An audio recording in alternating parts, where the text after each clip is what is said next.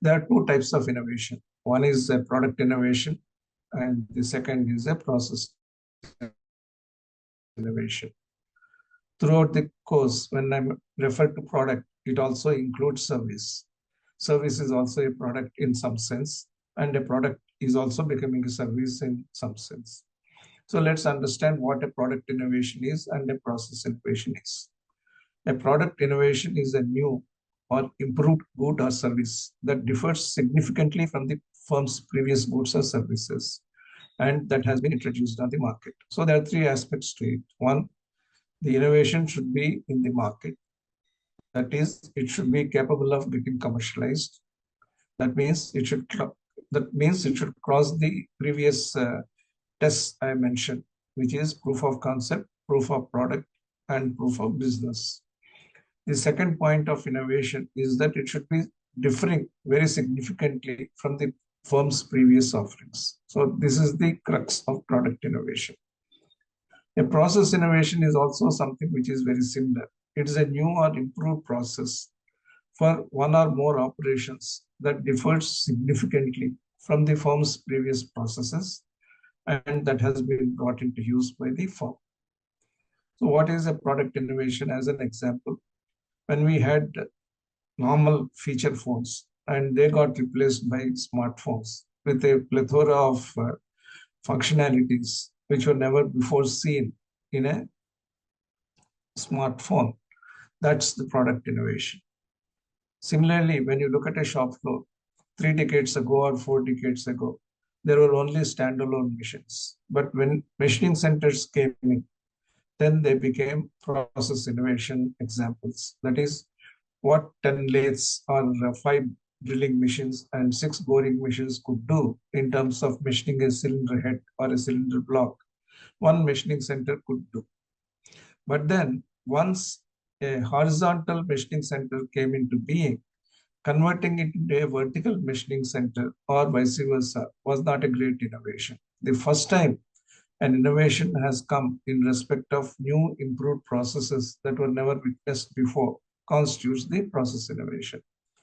So a product innovation and a process innovation are now well understood. Now let's look at invention. What is invention?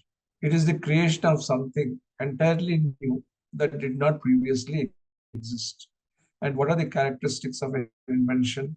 It requires human creativity and innovation. It often involves a deliberate and systematic process, and it results in the development of new products, processes, or ideas. We talked about innovation. What then is creativity?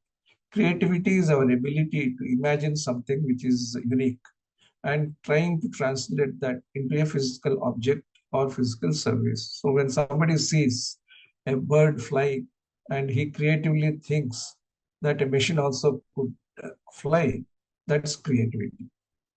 And that creativity, when it is blended with innovation in terms of getting some hard characteristics which are useful for the society into the device or the equipment, then it becomes an invention. Let's look at some examples which will make the concept very clear. Light bulb, which was invented by Thomas Edison, was the first practical incandescent light bulb, and it revolutionized illumination. Similarly, internet, when it was invented as World Wide Web, it transformed the global communication. Vaccination, that was invented by Edward Jenner through smallpox vaccine, it revolutionized the concept of immunization. If invention is this, what then is discovery?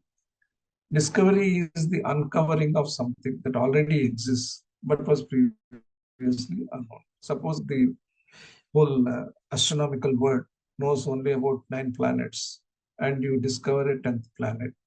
Or we thought that we are the only galaxy and the astronauts and the people who are in the space exploration find out another galaxy. That's discovery. But the fact is that it was already there, but previously unknown. So what are the characteristics of discovery? They require observation, observation, and observation. A lot of exploration and a lot of research. And we have to unearth natural phenomena principles and artifacts, like finding out a new element in the periodic table or finding out a new metal in the entire crust of Earth. And these can be accidental, serendipitous, or intentional. Penicillin, that was discovered by Alexander Fleming, always existed as penicillin mold. But the accidental discovery, because of the curative properties of the penicillin mold, led to the discovery of penicillin and it revolutionized medicine. Similarly, gravity as a force was always there. It was left to Isaac Newton to discover the universal force of gravity, and that explained the planetary motion as well. We have DNA structure, which was discovered by James Watson and Francis Crick. Ever since the beings, whether human or animals, were there, there was a DNA. But that there was a DNA which is having a double helix structure was the discovery, and it began to advance genetics. Typically, any discovery leads to further improvements, and those improvements lead to inventions at some point of time or simply expansion of knowledge at some other point of time. We also have two terms which keep coming up in our discussions like this. One is new, and the second is novel.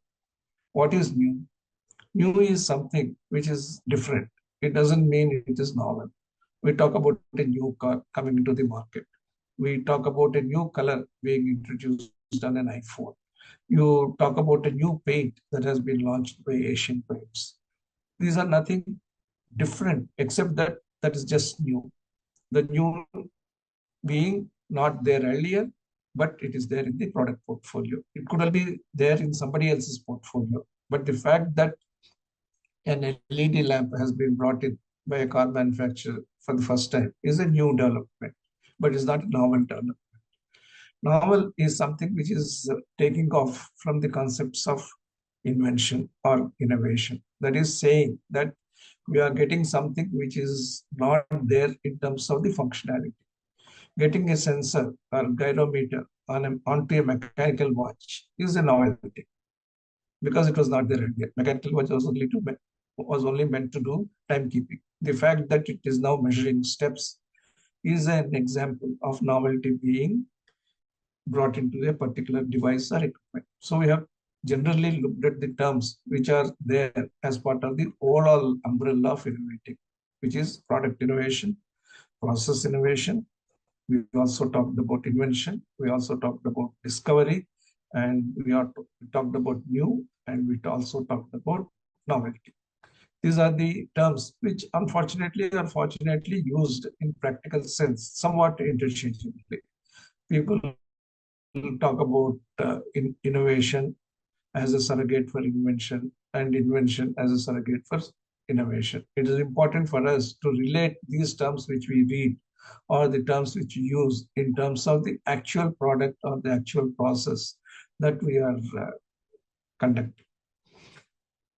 If all of these things are there, is business immune to these concepts? Immunity doesn't result in any particular advantage for business. Business also has to innovate itself.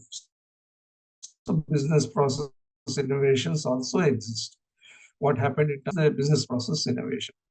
Similarly, deployment of artificial intelligence for writing the entire marketing agenda of a consumer goods industry is a business process innovation. Or trying to understand the consumer sentiment through a plethora of artificial intelligence techniques is again a business process innovation. So innovation could not only be in terms of product or process, but also in terms of the business process. So this is the general background for the various terms which we consider as part of this session. Now let's look at technology and innovation. Obviously, technology and science are the foundations of innovation. And these in terms of products and prototypes fulfill the needs of individual consumers. As I said, this product staircase is something which is very fundamental to startup development, and we remind ourselves that is an important aspect of startup development. It starts with the ideation, prototyping happens, then we test the prototype, we validate the prototype as well as validate the business concept. and then we go on to commercialization. In the first four stages, at least, innovation plays a big role in differentiating a startup from a normal routine company. So the characteristics of startup products are very many, but let's look at from the point of view of technology and commercialization, the features of the product plan of a startup as opposed to a product plan of an established company where every parameter is very well defined and there is a linear progression. The product plan of a startup tends to be a very dynamic development. The reasons for that are in terms of three factors. One, the startups do not have the complete set of resources to develop a full-fledged product as a Tata Motors has or a Maruti Suzuki has. So startups make do with very little resources. So some of it is done in the laboratory and some of it is done in the physical world. The second is that the technology which is being taken up for startup development for the first time would behave very differently in the real world. You may have an agro sensor application, but the way the sensor behaves in the lab could very well be different in the performance in multiple climatic conditions and in multiple geographies. So technology could behave very differently in the trying to give a lot of flesh and substance to the idea. The ideas tend to be very fuzzy because the best of design thinking can go up to the prototype stage. How the prototype would work in the actual marketplace is something to be really tested in terms of testing and validation phase. So this product plan of a startup is not a one-time effort, is not a laboratory effort, it is a continuous dynamic effort which happens throughout the development cycle. So when you have these kinds of drivers, the whole focus is only on identifying the right kind of customer need which the startup can fulfill. The first kind of customer need is something which is very well known but less fulfilled. When you go to a hospital, you will find that there is so much of queuing that happens. You feel that in spite of the appointments being taken, you are not able to be seen at the right time by the doctor. Even the doctor's availability is a question mark. At times there could be emergency surgeries. So it is a known demand that there is a lot of pushback of patients in a hospital OP room. And similarly, there's a lot of requirement of the surgeons to be there in the operation theaters, in the wards, as well as in the OP rooms. This need is known. How do you fulfill this need to a better app? And that's the better product. So most of the developments occur where the needs are known, but they are fulfilled in less than optimal manner. Then there are needs which are known, but simply are unfulfilled. That is, you know that when you sleep too much, you are going to have some body issues. It is a known need. But the ability to change that, that is, whether it's through a vibratory mechanism or through a different kind of environmental ambience, that fulfillment is unknown because the way those things act is unknown. Similarly, a person may be having diabetic neuropathy. But what kind of nervous stimulation is the one which is going to improve the nervous empathy with the body and also the circulation in the organs? That need is unfulfilled. Therefore, you might introduce a new product. And again, that new product cannot be just an empirical product, it has to be proven clinically. So there is a whole lot of development. Then there could be a need which is unknown, unfulfilled. That is, people do not know that there is a need that exists in their minds or in the society. And that's where the innovative product kicks in. For sure, there will be industries which will be catering in some shades to all the three kinds of products. When we talk about the first kind of product, there are people who talk about scheduling in hospitals. So there's an app, but you can make a better app. Similarly, when we are talking about nervous stimulation, we already have products which provide muscle relaxation through electrical impulses, but you got to take it to the next level. That is where the analysis of the industry and the response to the industry, the science and technology of the industry would be useful. When we talk about the innovative product, you talk about various technologies which are available but not put to use. Nanotechnology, we talked about 10 years ago as a technology which can deliver certain molecules in certain areas. But that nanotechnology could be used was not very much known to the pharmaceutical industry. It was left to the scientists and technologists to say that nanotechnology is a way in which the pharmacodynamics and pharmacokinetic properties of a drug product can be improved. So it was an unknown need even of the pharmaceutical industry with so much science, but it was unfulfilled, and it was left to the scientists and technologists to come in.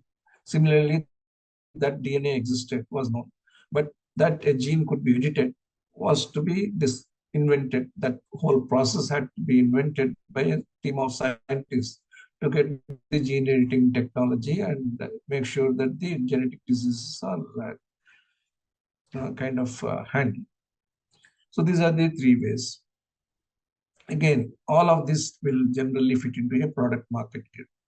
That is, when the app is already existing, when the patients are existing as a market, you try to get better market share with better penetration of the current products. That is one thing. The other one is to expand the current markets or market share with new products such as new applications. Or you have an app, but you try to use it not only here, but in various other platforms like a shopping mall or a theater system, and then try to get new markets. There are cases where a watch was used as a ticketing device for the metro rail system. So there are existing product, but a new market has been found out. And the fourth one is creation of new markets and and expansion of current markets with market share improvement in new products. When you look at this quadrants, the two quadrants which are based on new products, they are the ideal space for startups to operate. All the four theoretically are the place for any company to operate. But startups typically operate with new products and new services. Therefore, they either disrupt the markets which are existing or create new markets. In this, you can look at the need fulfillment in a different perspective. We have a need, and that need is futuristic. If the need is known, it is a particular type of need. If the need is unknown, we just don't know. Similarly, if the need is in future going to be an incremental need, then that is a linear need. But if the need has to be taking a quantum jump, it is a non-linear need. So when you juxtapose the need spectrum with the futurism spectrum, you will get four kind of need marketing pivots that are relevant. That is, when the need is known and the requirement of the need is linear, then it is a space where established firms excel. That is, you are having a fuel economy of 20 kilometers per liter. Petrol price has gone up by 10%. So you would like to have a fuel economy which is, let's say, more than 10%, so that you can compensate the pricing of the fossil fuel on your car. That is linear no. Similarly, if the seats are very uncomfortable, you make the seats ventilated, you make the seats ergonomic, you make the seats multi-angle, easily adjustable with a sensor. That is a linear known need. And established firms excel in that space. Then we have known needs, but the requirement is non-linear. We have solar power panels, and we know that solar power panels can be set up on the rooftops, and we can set it up on the ground. But the requirement for the solar power panels is huge compared to what is available in terms of either land space or in terms of the rooftop space. So you need something very dramatically changed for establishing solar panels. So you try to put them onto the oceans. You put them in this space. That is non-linearity. It is a known requirement, but you have created space in a non-linear fashion. That is differentiation. Then you have linear unknown. That is, the need is unknown, but the requirement is little more. Example again, the hospital situation. The linearity is very much there. I would like to reduce my waiting time. And if I get my appointment in reasonable time, I should see the doctor and go out. But how to do it, whether to do it, is not understood by the customer, because the customer is in a situation of being in the system for ages. This system says that if you come to a hospital, you better wait. That is the mindset that the customer or the patient is tuned to. The patient is unable to discover a new need. In such a case, when the startup comes and says that this is the way you have to do, then then there is a great new market development that is happening. Similarly, everybody knew that the train tickets could be booked, but nobody knew that the bus tickets could be booked universally. But therefore, when Red Bus came in, that was an unknown need or unfelt need of the individual that was fulfilled, but in a very linear fashion. What the train booking system did, the bus booking system did. Then you have the non-linear unknown, doing surgeries through robots. That is a non-linear unknown. It's a huge shift in terms of the precision of the surgery, in terms of the visualization of the disease spots, and the manipulation that could happen through the combination of human ingenuity and the mechanical sensory precision. And this is the ideal space for innovative startup. So the foundations of marketing for a startup are laid when this unknown need is perceived and solution is provided. That's where a huge enough amount of marketing is required for the startups.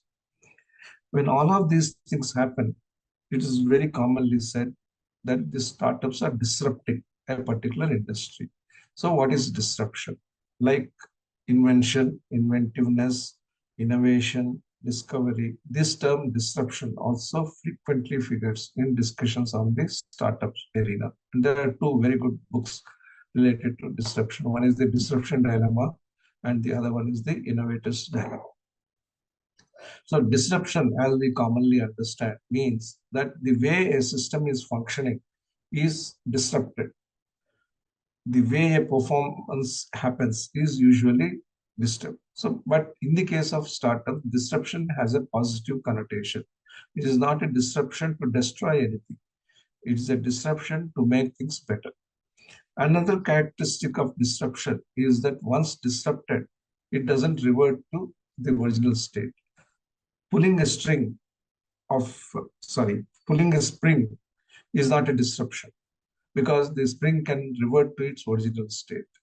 On the other hand, when you say that instead of having 5 layers of sales force, that is zonal sales manager, regional sales manager, area sales manager, sales officer, etc., as it happens in the FMCG space, if you say that I have a model by which with one central command, I will be able to see what is happening in the market, understand what is happening at the distributor level and retailer level, and operate the appropriate pricing and distribution schemes, that's a disruption.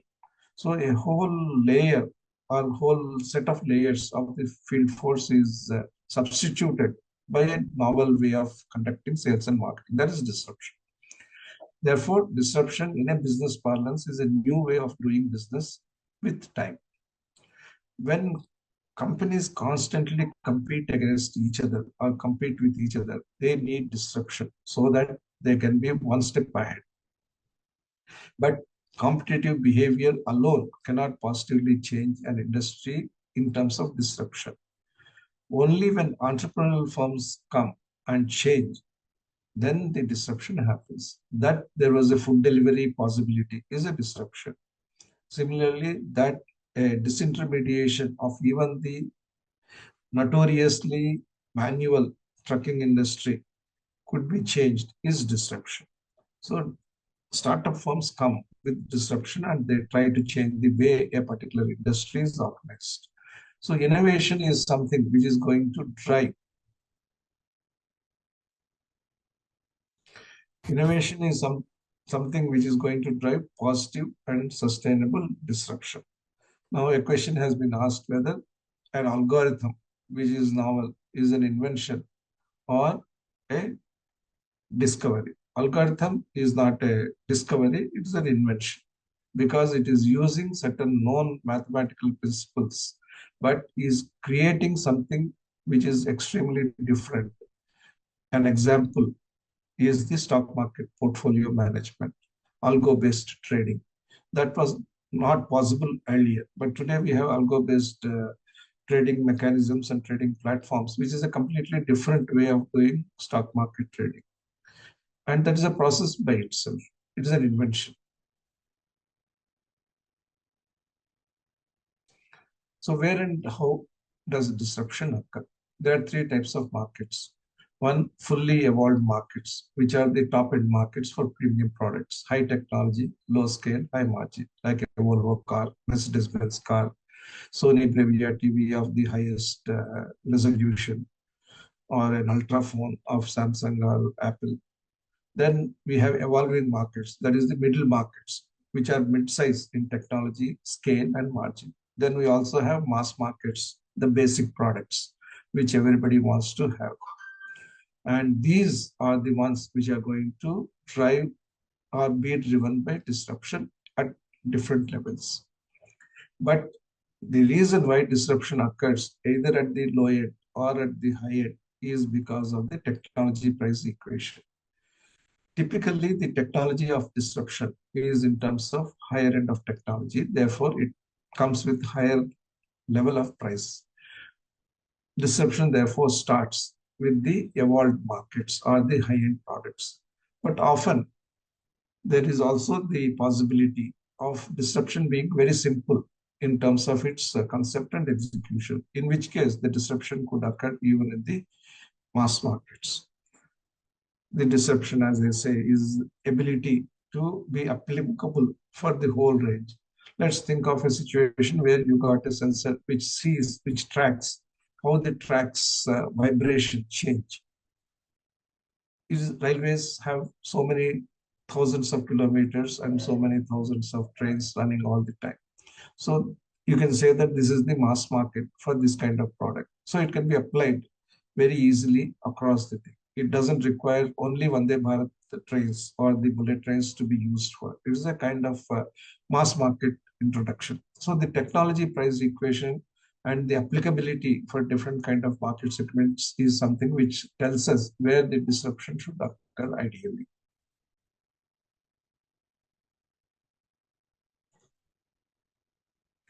Now let's look at the ways disruption emerges in our mindset.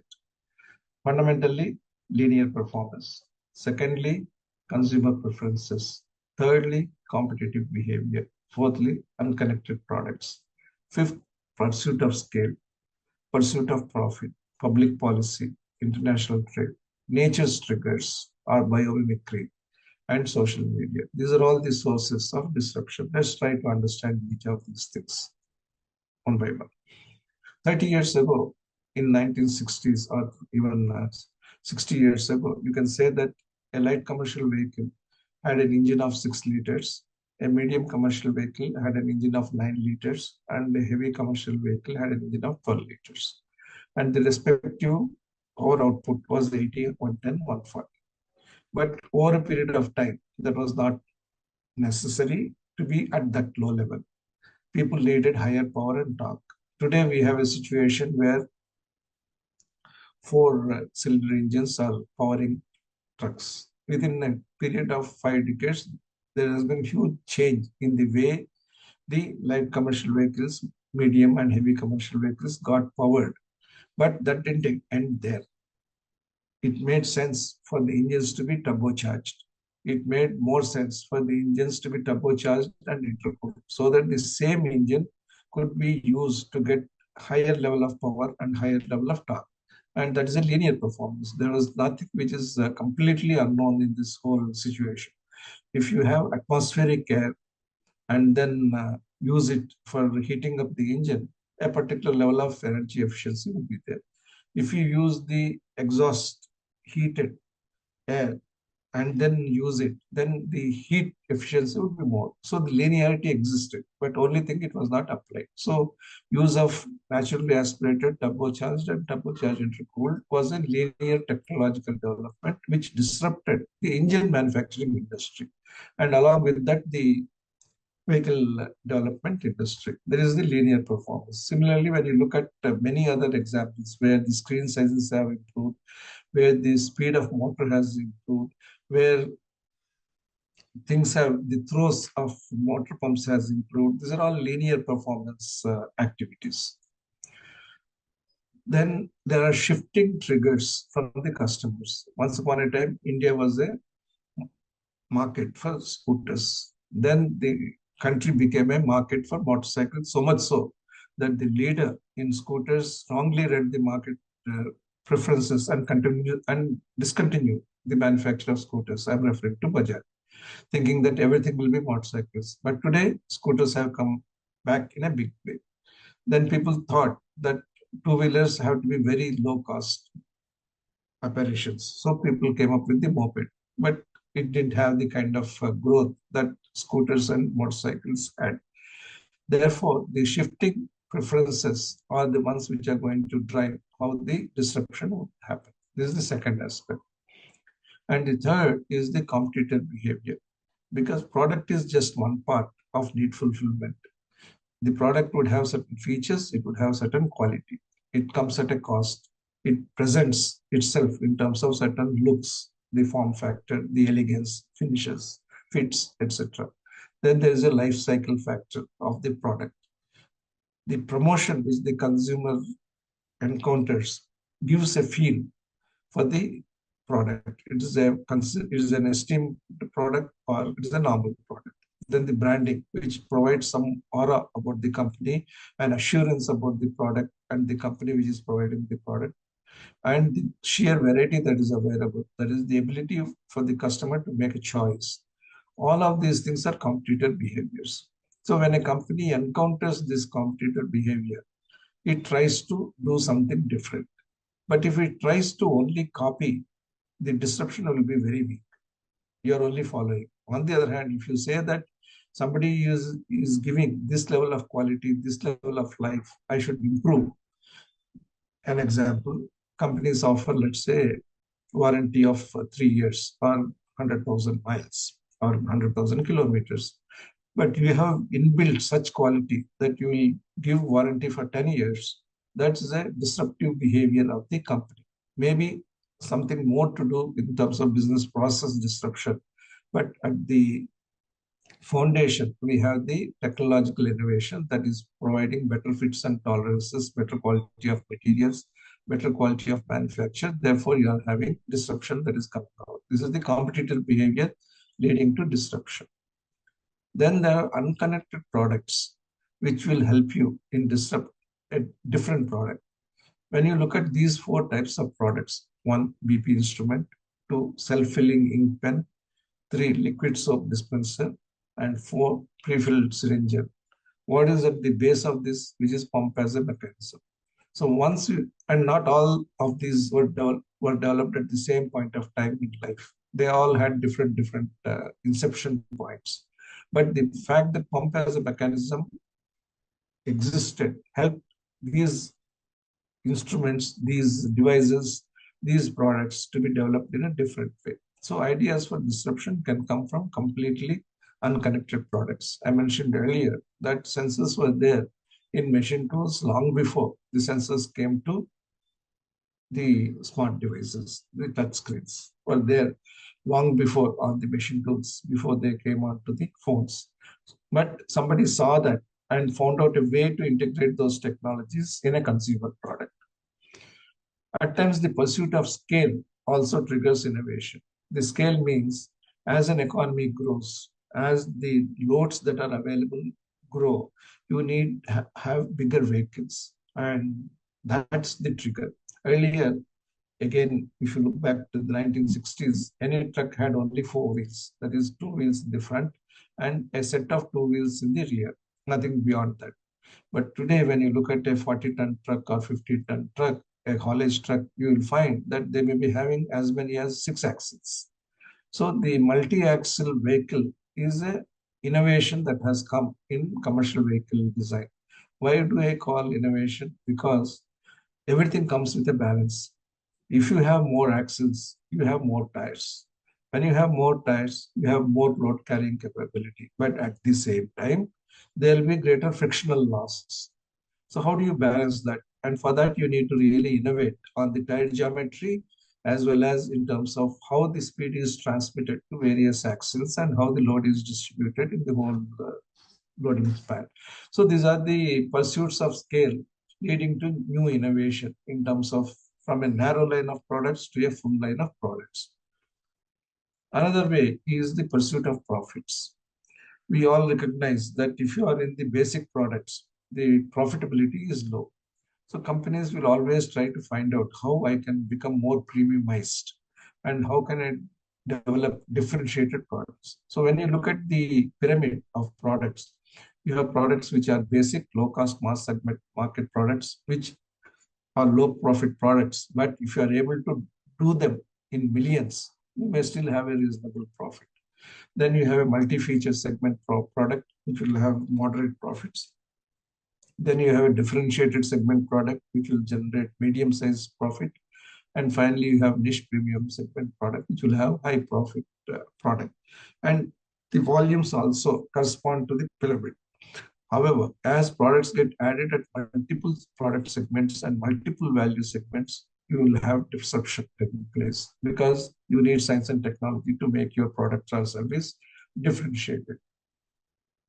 Then there is public policy. The entire concept of Japanese automobile industry dominating the world industry took practical shape when the government of California introduced the first fuel efficiency standards in the United States. That's when the Japanese automobile industry used its traditional advantage to become a global leader. Similarly, when you have zero emissions, the companies which are specializing in clean energy vehicles are going to dominate the future industrial structure. There are several other public policy parameters. Affordable housing is one. The real estate industry has changed in terms of affordable housing because of the public policies. Regional air connectivity has reworked how airports could be developed, also how the different types of aircraft are used and how different types of airliners could be used. Therefore, the industry structure underwent a change because of the public policy. Similarly, piped gas supply that could completely change. And again, if the piped gas, normal LPG is replaced by CNG or other types of gas, again, there could be another type of disruption. If the industry has to face the public policy, it has to face only based on technology. As an example, people know that the economy class seats in a aeroplane are too narrow in terms of the seat pitch. So if the public policy were to say that the seat pitch were to be developed, doubled, it's a theoretical statement, then the entire design of the aircraft in terms of the nature of the body and also balancing the revenue considerations would undergo a change. Again, it requires technology. So public policy does something to technologically disrupt the industry. The public policy could change the product market configurations. Ethanol coming into petrol engines, it is a disruption. 20% is not a simple thing. Similarly, cooking oil based sustainable aviation fuel coming in is a disruption. So there are so many other disruptions that are occurring, and this list is going to go on in future as well. International trade triggers disruption. What are the boosters? New market opportunities, our Make in India potential, manufacturing shifts across countries, China plus one, near shoring, friend shoring, leadership harmony. And what are the ones which are going to disrupt international trade wars, exchange rate battles, tariff barriers, commodity volatility. So to be able to boost your product in spite of the negative factors, you need to innovate even more.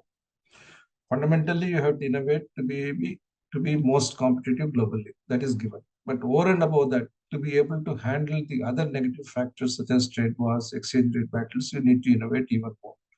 And to do that, you require a lot of product testing, a lot of homologation, understanding of the multiple requirements of different countries, and then arrive at specs which probably could meet a whole range of country requirements. That is disruption. Then I talked about biomimicry. Nature triggers disruption. Bird, aircraft, fish, boat, eye, camera. Then the natural product, the tablet. Man-made three-wheeler or man-driven three-wheeler, then three-wheeler auto, then hand manipulation, robotic manipulation. The more we observe the nature, the more we will get in terms of ideas. And this process is continuously going on. Okay. So this trend, which is viral in the social media, is likely to generate a lot of requirement for arresting these trends. So this goes one step of disruption leads to another step of counter disruption, and this goes on. So cross pollination of ideas from social media, that is another fertile ground for disruption. So we have seen several examples of sources of disruption, as also how disruption could lead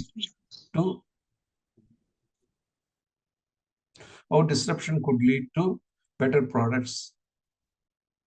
Now let's look at technology and innovation overview.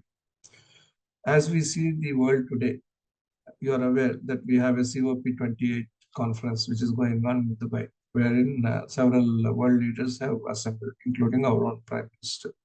And what is the singular focus? The singular focus is on technology, climate change, resource sustainability, globalization, crisis management.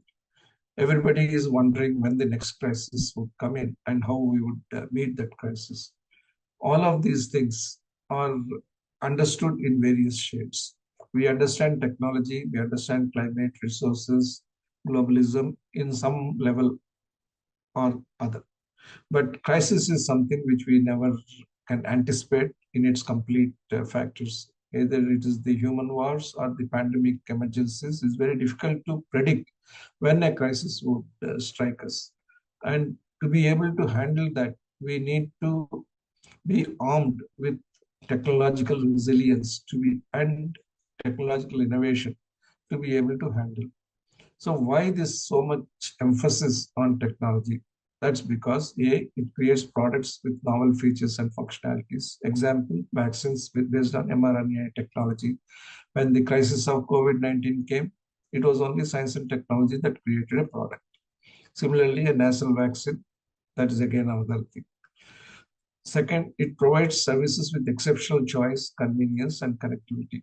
Again, as we talked about the food delivery or the artificial intelligence making several jobs redundant is one way to look at it, or more productive is another way to look at it. Similarly, improving the productivity of manufacturing, service, and business processes. In the last class, we talked about smart spectacles, which could reduce on-site inspections and allow a lot of remote inspections for improvement of the manufacturing processes.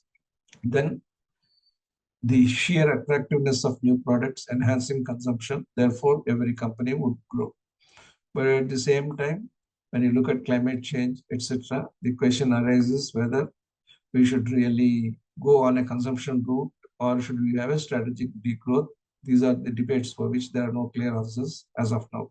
I also saw a very wonderful article which talks about the plastics being such a deep-rooted issue in the thing, in the entire social framework, that it is becoming impossible to have a plasticless society.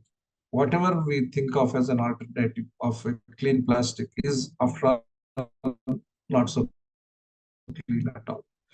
Questions are being raised whether even the battery technology for clean energy vehicles is so carbon neutral. It is not. But one advantage is that there's no pollution on the roads. Pollution happens somewhere else. Now, if you want to take the entire value chain of an electric vehicle, right from the battery material exploration to refinement to recycling, etc., etc., you may say that the carbon consumption or carbon generation is no different. But the shift has occurred in terms of on-road to off-road. So technology does some things in complete manner in some cases, In some cases, it shifts the balance of convenience in the society's favor. So, as I said, technology has been used, also misused. It became a driver of luxury than necessity. It has led to faster depletion of natural resources. It has become a tool to pursue commercial interests rather than social interests. And it has been one big cause for environmental pollution. So, consumption is a boon, but consumption is also a bane. Entire business platform is based on produce more and sell more, earn more, and provide more returns to the investors. That is the cycle on which the entire business paradigm is built. Now, that business mantra, which has endured for several decades, is under question now. How serious the questioning will be and how the startups can change that is a matter to be explored further. So, in this whole process, when you look at the rapidity of change, if you see the various industrial revolutions, the first one was in the 1784 onwards situation. We had steam, water, mechanical production equipment. That is the main characteristic of the first industrial revolution. 100 years later, you started getting the second industrial revolution, which is division of labor, use of electricity, and the concept of mass production, including the T-type cars.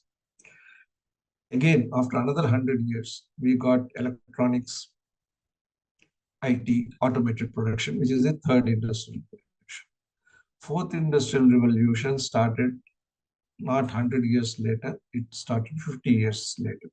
And it is a combination of cyber, physical, and biological systems that is driving the industry 4.0. What are the areas? Now, if you look at these areas, you will know that these are the areas where the startups have a huge play. We are talking about a 3D printed space satellite. We are talking about a rocket which can be developed with a lot of 3D parts. We are talking about rapid prototyping based on 3D. Therefore, there is a different way of looking at whatever we have been doing on a conventional scale. So when you look at the constituents of Industry 4.0, for long we thought that it was big data and analytics. But today we are talking about autonomous robots. We are talking about simulation of the living systems. We are talking about the system integration. We are talking about industrial Internet of Things, connecting everything, everyone to every device. We are talking about the need for cybersecurity. We are moving everything to cloud, additive manufacturing, augmented reality, and again, combinations among all of these things. They are transforming the way we will do the normal life in our society. So the products that are coming out today are more intelligent, they are durable and resilient. We could develop a product. We have developed as part of this entrepreneurship project in IIT, a home gas safety device or fire safety hazard detector at home. We have industrial fire safety detectors, but something which can be easily kept in a house is not available commercially at an affordable price. So what we do an intelligent product which discovers price, which understands where the price fire sources are there, where detection could be there, different levels of detection in the daytime when people are there, different types of detection in the nighttime when everybody is sleeping. The entire mapping of the fire safety system in the house with the fire stations, police stations, emergency contacts, and therefore creating of a system architecture. All of that is an intelligent service which, along with the product. So the products and Industry 4.0 are going to be intelligent, they are going to be durable and resilient. Nestle, you wouldn't think that they are so bothered about pet care, but they have introduced certain systems of analyzing the waste from the pets and telling the owners how the pet health is changing. So, what is the connection between Nestle and pet health technology? So, it is substitution of human mind and it is customized. And customers are becoming more digitally savvy. The way the digital transactions have burgeoned in India is indicative that people know at least the fundamentals of digital use. People are doing the sharing of data either by design or default, and people are moving to seeking experiences. As far as people are concerned, we are always wanting to be connected universally. We are looking at healthcare, wellness, and aging. Geriatric care is going to be one of the important factors of future development. And we don't want to own anything these days. We want to access as much as possible. Governments also have changed tack. People are not talking about phased manufacturing programs any longer. People are talking about exact technologies that need to be introduced. They are talking about semiconductors. They are talking about bullet trains. They know what is the single product that's going to make a differentiation for India in future. So those kinds of sets of single products are start to be introduced in the country. So they're seeking and supporting transformations in an open format.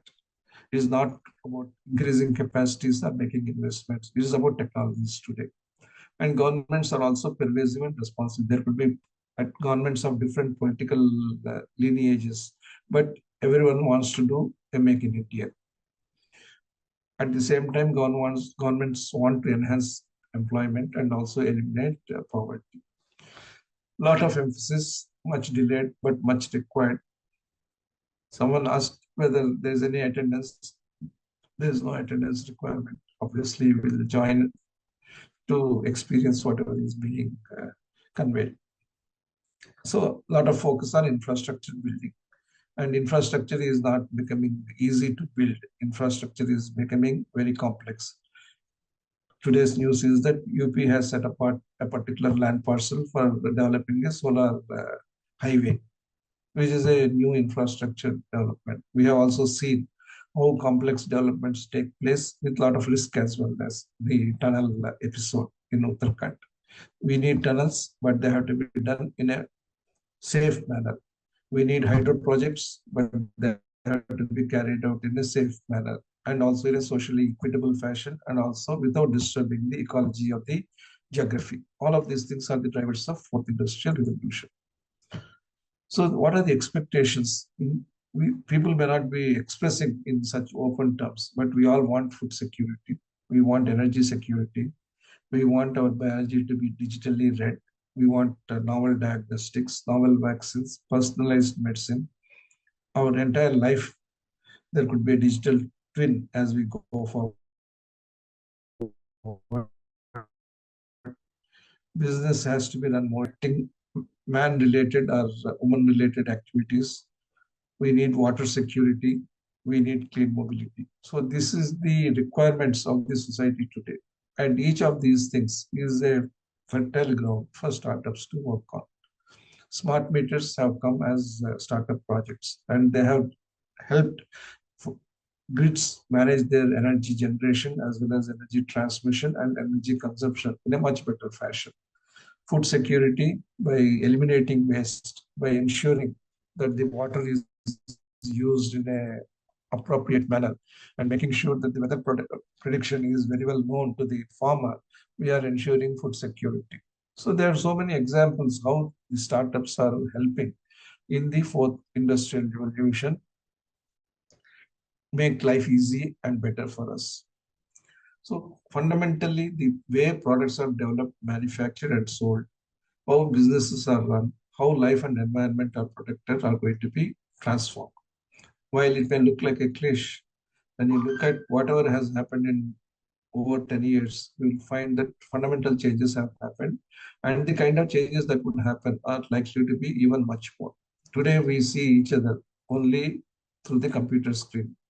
But tomorrow, the houses, businesses may have screens as the walls. That has happened in certain companies, certain areas, and that could be a day-to-day feature in every place. So there is a fundamental transformation, how the products are developed and manufactured as well as sold. And there will always be a strong social and environmental purpose because these technologies have the potential to transform human life and living. And supporting these are four aspects. While we see digital as the driver, hardly that is the only driver, or hardly that is the only thing that is required. You require four types of sciences for us to achieve all of these things. One, material sciences, which are physical in nature. So when you look at steel industry, which is a green steel industry, When you look at semiconductors driving the whole set of autonomy and various devices, when you look at renewables, when you look at oil in a cleaner fashion, everything is material physical science. Then you have at the other end biological chemical sciences, isolating the correct and the effective ingredient from a natural plant, making sure that the vaccines are more of mRNA type, making sure that our body grows our own cures, making sure that the pharmaceuticals are well delivered for the only requirement that the drug is designed for and not for any side effects. These are all biological chemical sciences. Then we have digital computer sciences, which are artificial intelligence, Internet of Things, cloud, blockchain, to quote a few. The electromechanical sciences, robotics, automobiles, machine tools, white goods. These are all the ones which are happening. And some of these things have to fight vested interests. So far, there is no washer dryer as an example, which does 100% drying because the industry has a vested interest in making sure that there is a washer dryer and there is also a dryer. If you make a washer dryer capable of 100% drying, obviously 50% of the demand or 25% of the demand will go away.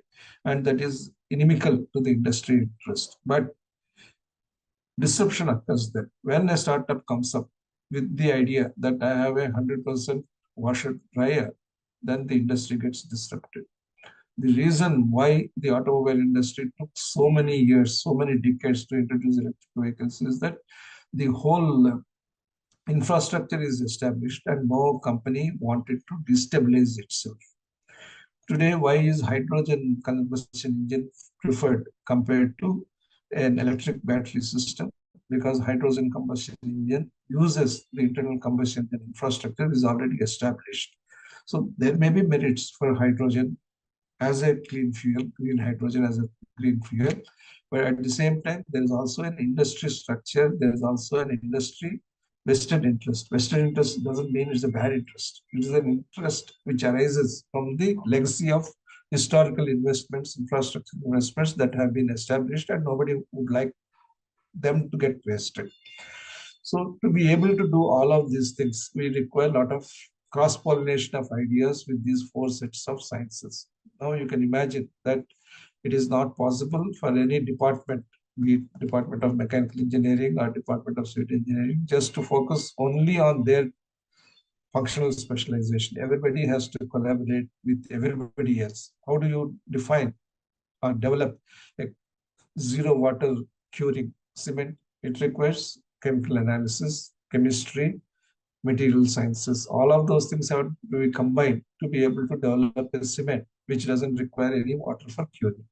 And if that happens, what happens? 10 to 14 days of curing. Therefore, 10 to 14 days of time in establishing or executing a project goes away. And who does that? Mainstream industry may research, but it will take its own time. A startup can do that. That's where unlimited opportunities exist for startups to reinvent how things are getting done. And that is the role of technology and science. So Bill Gates, definitely one of the greatest technical visionaries we have today, was asked once, what are the new impact areas you would like to choose? Would you still go to operating system and try to develop a new operating system? So in a graduation speech, he said, if I was starting out today and looking for the same kind of opportunity to make a big impact in the world, I would consider three fields. One, artificial intelligence. Second, energy. And the third, biosciences. So all of these three factors resonate with what we discussed so far about Industry 4.0. It is not we who are discussing this, it is the industry leaders, technology experts, forecasters who are saying that these are the ones which are required for making us more productive and more peaceful in terms of use of technology. Another example, we have a carbon capture company called Verdox. It is a US-based startup offering a solution for decarbonization, and the technology is proprietary to the company. What does it do? It uses only electricity. It removes carbon dioxide directly from the air and from the emission sources. And therefore, it helps clients achieve their climate targets in the most affordable way. Not only that, this technology can be scaled up to capture carbon dioxide from the air as well. And the company has been able to raise $80 million from the investors, including Bill Gates-led Breakthrough Ventures. Ventures similar to that are many, and they're happening. Now, can everybody be innovative? Not possible. The technology development is a pyramidal structure. We have innovators at the top, we have differentiators in the upper middle, and we have followers at the base as well as in the lower middle. And if you want to see who will be the best place to disrupt and or transform markets and industries, all of them have the capability to disrupt the industry structure and business, but in different ways. Innovators truly disrupt by bringing in novel products. Differentiators by making those products significantly different, better. Followers making those products almost on a similar way, but catering to the huge needs of the society. They are manufacturing powerhouses. So to understand how this happens, you should look at two types of innovation. One is a sustainable innovation. Second is a disruptive innovation. Sustainable innovation itself has got two types of innovation. One is an evolutionary innovation. Second is a revolutionary innovation. And disruptive innovation is something which is very transformational. Why are we talking about these three things? We are talking about these three things because they have different levels of capability to change the industry structure. In the evolutionary innovation, nothing changes. The industry continues as it is. Replacement of LCD lamps by LED lamps. That is an evolutionary innovation. Bringing in ADAS, Advanced Driver Assistance System, is a revolutionary innovation. But still, it doesn't change the industry structure. Automobile industry hasn't gone away because somebody introduced ADAS. ADAS has only improved the automobile industry. Therefore, these two innovations, evolutionary innovation and revolutionary innovation, are in the nature of sustainable innovation. When you talk about disruptive innovation, it is a transformational innovation. That is renewable energy coming in and making fossil fuel power plants unnecessary as a theoretical possibility. Even now, we are saying that we require fossil fuels because the growth requirements of a developing nation are huge. But these are the disruptive innovations. How these three things work together? Because these three things have to work for symbiosis. Universities provide the core technologies for all the three types of innovation, at least in US, Europe, and Japan. And those are not completely proven beyond the laboratory stages. Then the startups come and pick up those technologies. They use those technological bits and bytes to develop products which could see the light of the day. Some of them will be successful. There is a rule that 1 out of 10 startups only will succeed, other 9 will fail. And not all the failures are due to product technology. We have seen in an earlier discussion how several other factors are involved in making a startup fail. So these startups focus on these bits and bytes of creative technology in the universities and try to develop prototypes and take them to the commercialization stage. Then come the established firms. Then they say that this is the technology that seems to be working. It needs scale up. I have the resources. Let me take that technology into my mainstream. That is how this works. So symbiosis works in this fashion. For this to happen, again, who is best placed for what? The traditional main spaces are the established companies, be it the L&T, Tata Motors, Ashok Leyland, or BHEL. These are the established companies. We also have the public and private research centers, including universities, IITs, the CSR laboratories, DRDOs, ISROs, etc. Then these are the new main spaces which have startup spaces. When universities provide core technologies, startups develop those core technologies and established firms provide the wherewithal for the core technologies to grow. Technological innovation really blooms in a country or in a society. Whenever you have a startup, you start with a doubt. And if the startup is done right, it can have eventual dominance. When you have a product, the potentially disruptive technology will not be so great in terms of either performance or the time effectiveness. It takes time to show. A mainstream technology and a mainstream market is used to a high level of technology, high level of performance, which gets incremented in a linear fashion. But the disruptive technology, while starting below the established line of established technology, will soon surpass that line and become the new trendsetter. That is the expected trajectory of performance improvement of disruptive technology. Because these two mindsets are different, many companies constitute disruptive technologies as a separate laboratory and a separate business. They incubate those activities separately compared to mainstream technologies, which of course get a lot of dollars, but they are organized in a very stable and regulated manner. So every company that has tried to manage mainstream and disruptive businesses within a single organization has failed. Joseph Bohr and Clayton Christensen, they are very well known for their articles on disruptive technologies and technological innovation.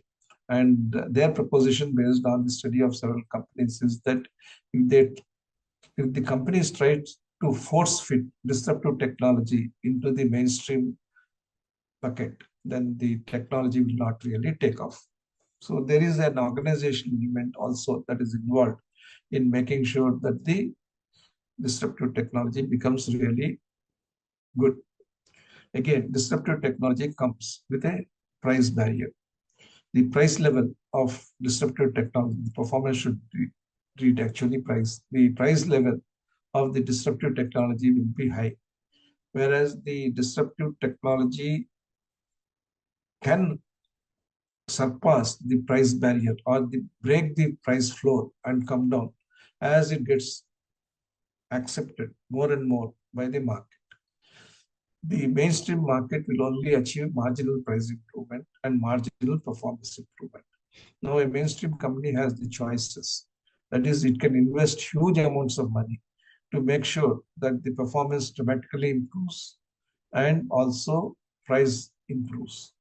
But the moment you make huge investments, cost impact will make sure that the price impact cannot be that much. Therefore, there is always this dilemma of how much to invest in the mainstream product to improve it beyond a point vis-a-vis acquiring a novel product from a startup and developing it anew.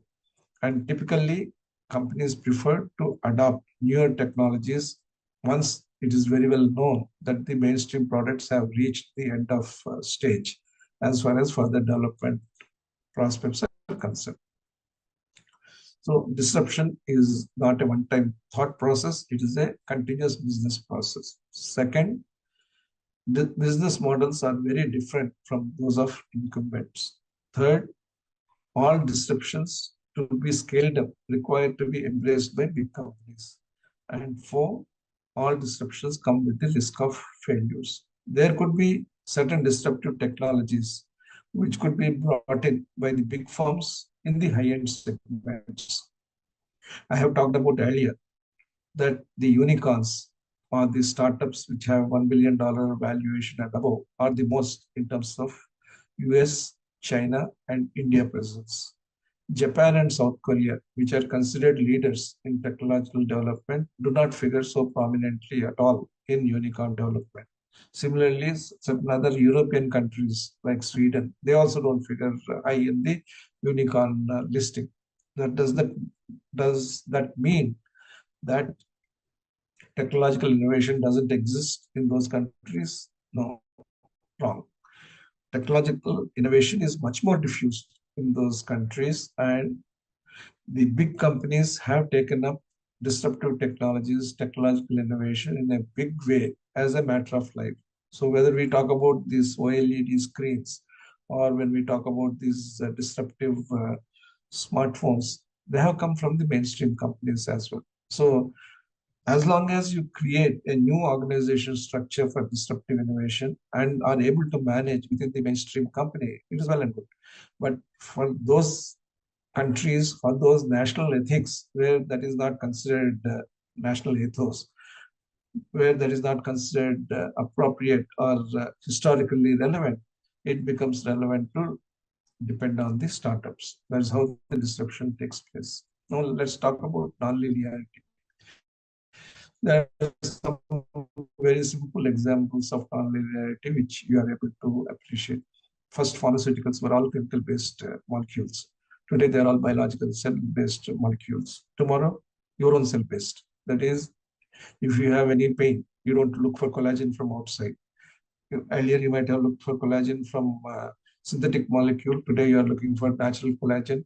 Tomorrow, you will have your own stem cells generating your own collagen. So that is the difference which is happening. Automobiles, from IC engine, we have come to electric power pack. Tomorrow, a whole range of fuels will be powering the automobiles. Internet, connecting people and devices, again connecting people and devices through artificial intelligence. So the linearity getting replaced by non-linearity is very much evident. Similarly, the delivery of value, body scanning, previously from particular level of scans, it has improved to, let's say, 6x. But still, we are not able to read real time the body internals.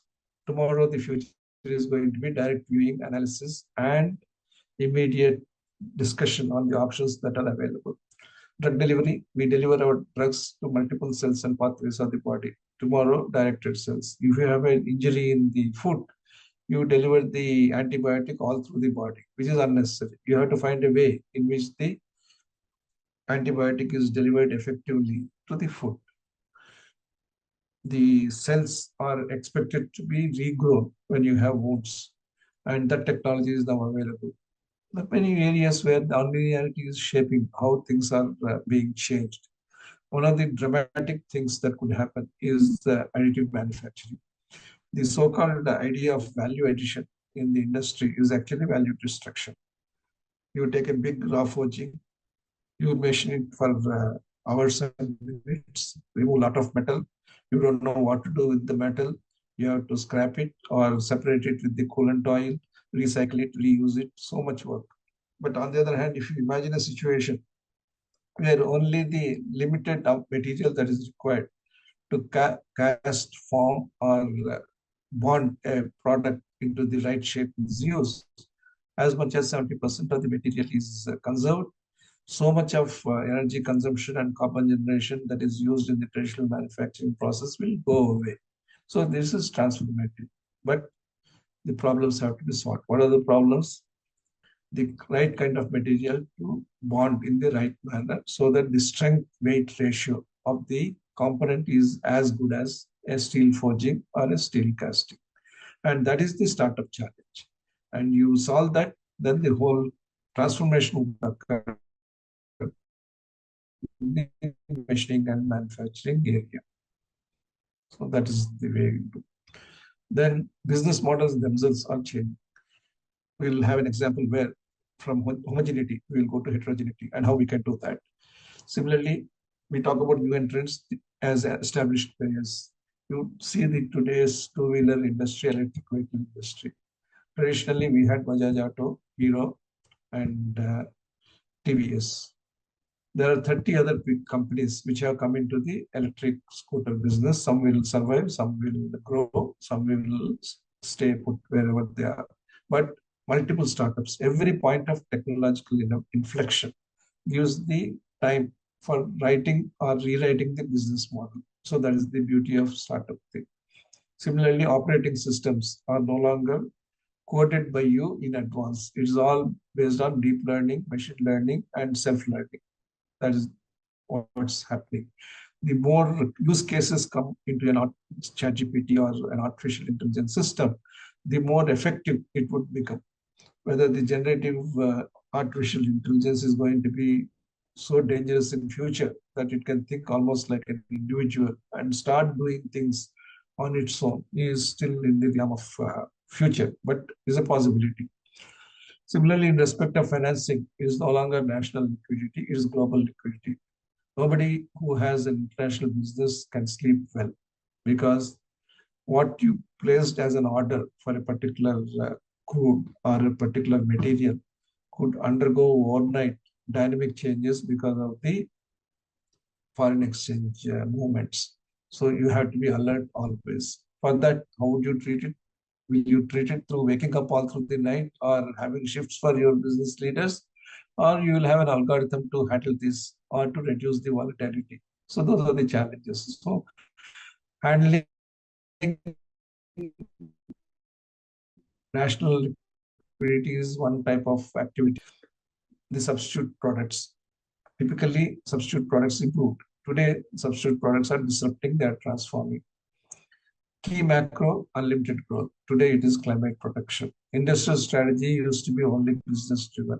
Tomorrow, it's going to be government driven. Fintechs have come, made a big revolution, and they have pioneered a totally different business model, which is completely unsecured loan. You want a loan for education, nothing asked, loan is given. But today, RBI says that the risk weight is going to be adverse. We cannot have fintech companies giving unbridled loans, taking secured loans from the banks. So they said that banks cannot assign loan portfolios to fintech companies as they were doing. So public policy is going to change this fintech model. So how will fintech respond to this? Will they go out of business? Will they consolidate?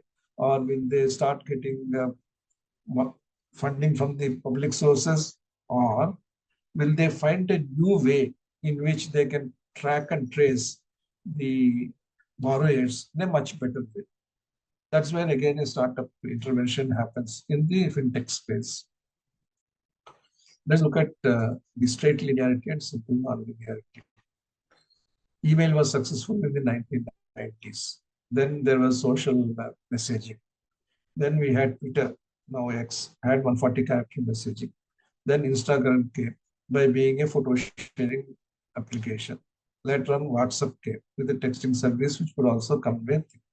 So this is a simple non-linearity. There have been changes, but they have not been of transformational nature. They all fitted under one umbrella of social media, which started with straight linearity of emailing and text messaging. But when you look at this kind of non-linearity, which is huge floating solar panels on motions or huge revolving solar panels in space, that is non-linearity. You can create multiple types of space available to be able to do that. Similarly, electric car revolution being made possible by gigafactories. That's again a big nonlinear activity. The Excites and Amararajas will be wiped out unless they get into a gigafactory model to develop batteries for the future.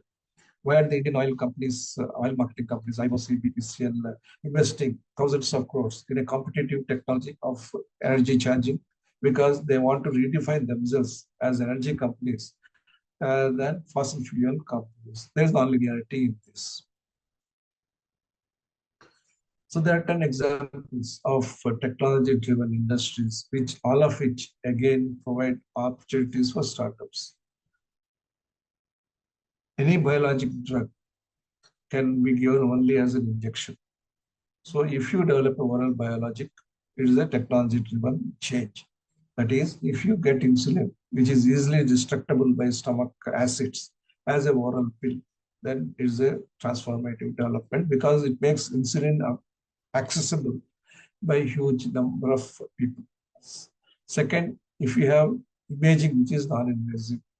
Right now, imaging can only do little by way of non-invasive activities. But if you really want to understand the soft tissues in the body, to understand the contrast, then you have to give a radium liquid or a contrasting medium into the body, which is a risk. Even if it's a 1% risk, it's a risk. So if you have a non-invasive imaging technology, that is a quantum leap. Similarly, if you are able to get to a personal computer, a mainframe capability, that is personal mainframe, it is a quantum. Additive manufacturing, I talked about earlier. Flying vehicles, dreams will fly when automobiles actually become flying automobiles. Drones have already changed completely how aerospace is conducted. Warfare is today drone driven. Agriculture is very much drone driven. Delivery could be drone driven future. Along with that will come the navigation. So it's a new activity or new startup activity, how to make drone self-navigated as much as possible, and how you can have a central command of navigation for your drones, which operate as a service. Again, a totally different level of technological development and business development based on the new technology. We talked about smart meters. Now grids themselves are becoming smart grids. Telecommunication through satellite communication, Starlink kind of devices. Robotics. Foundry is one of the most unsafe industries that one can see because of the huge molten metal usage and the splurging of hot metal all over and the movement of hot metal. So completely robotized black sand, black rain-free foundries could be possible with robotics. Then artificial intelligence-driven healthcare, where we know what's going to affect us. You go to a room where there are five people with cough and cold.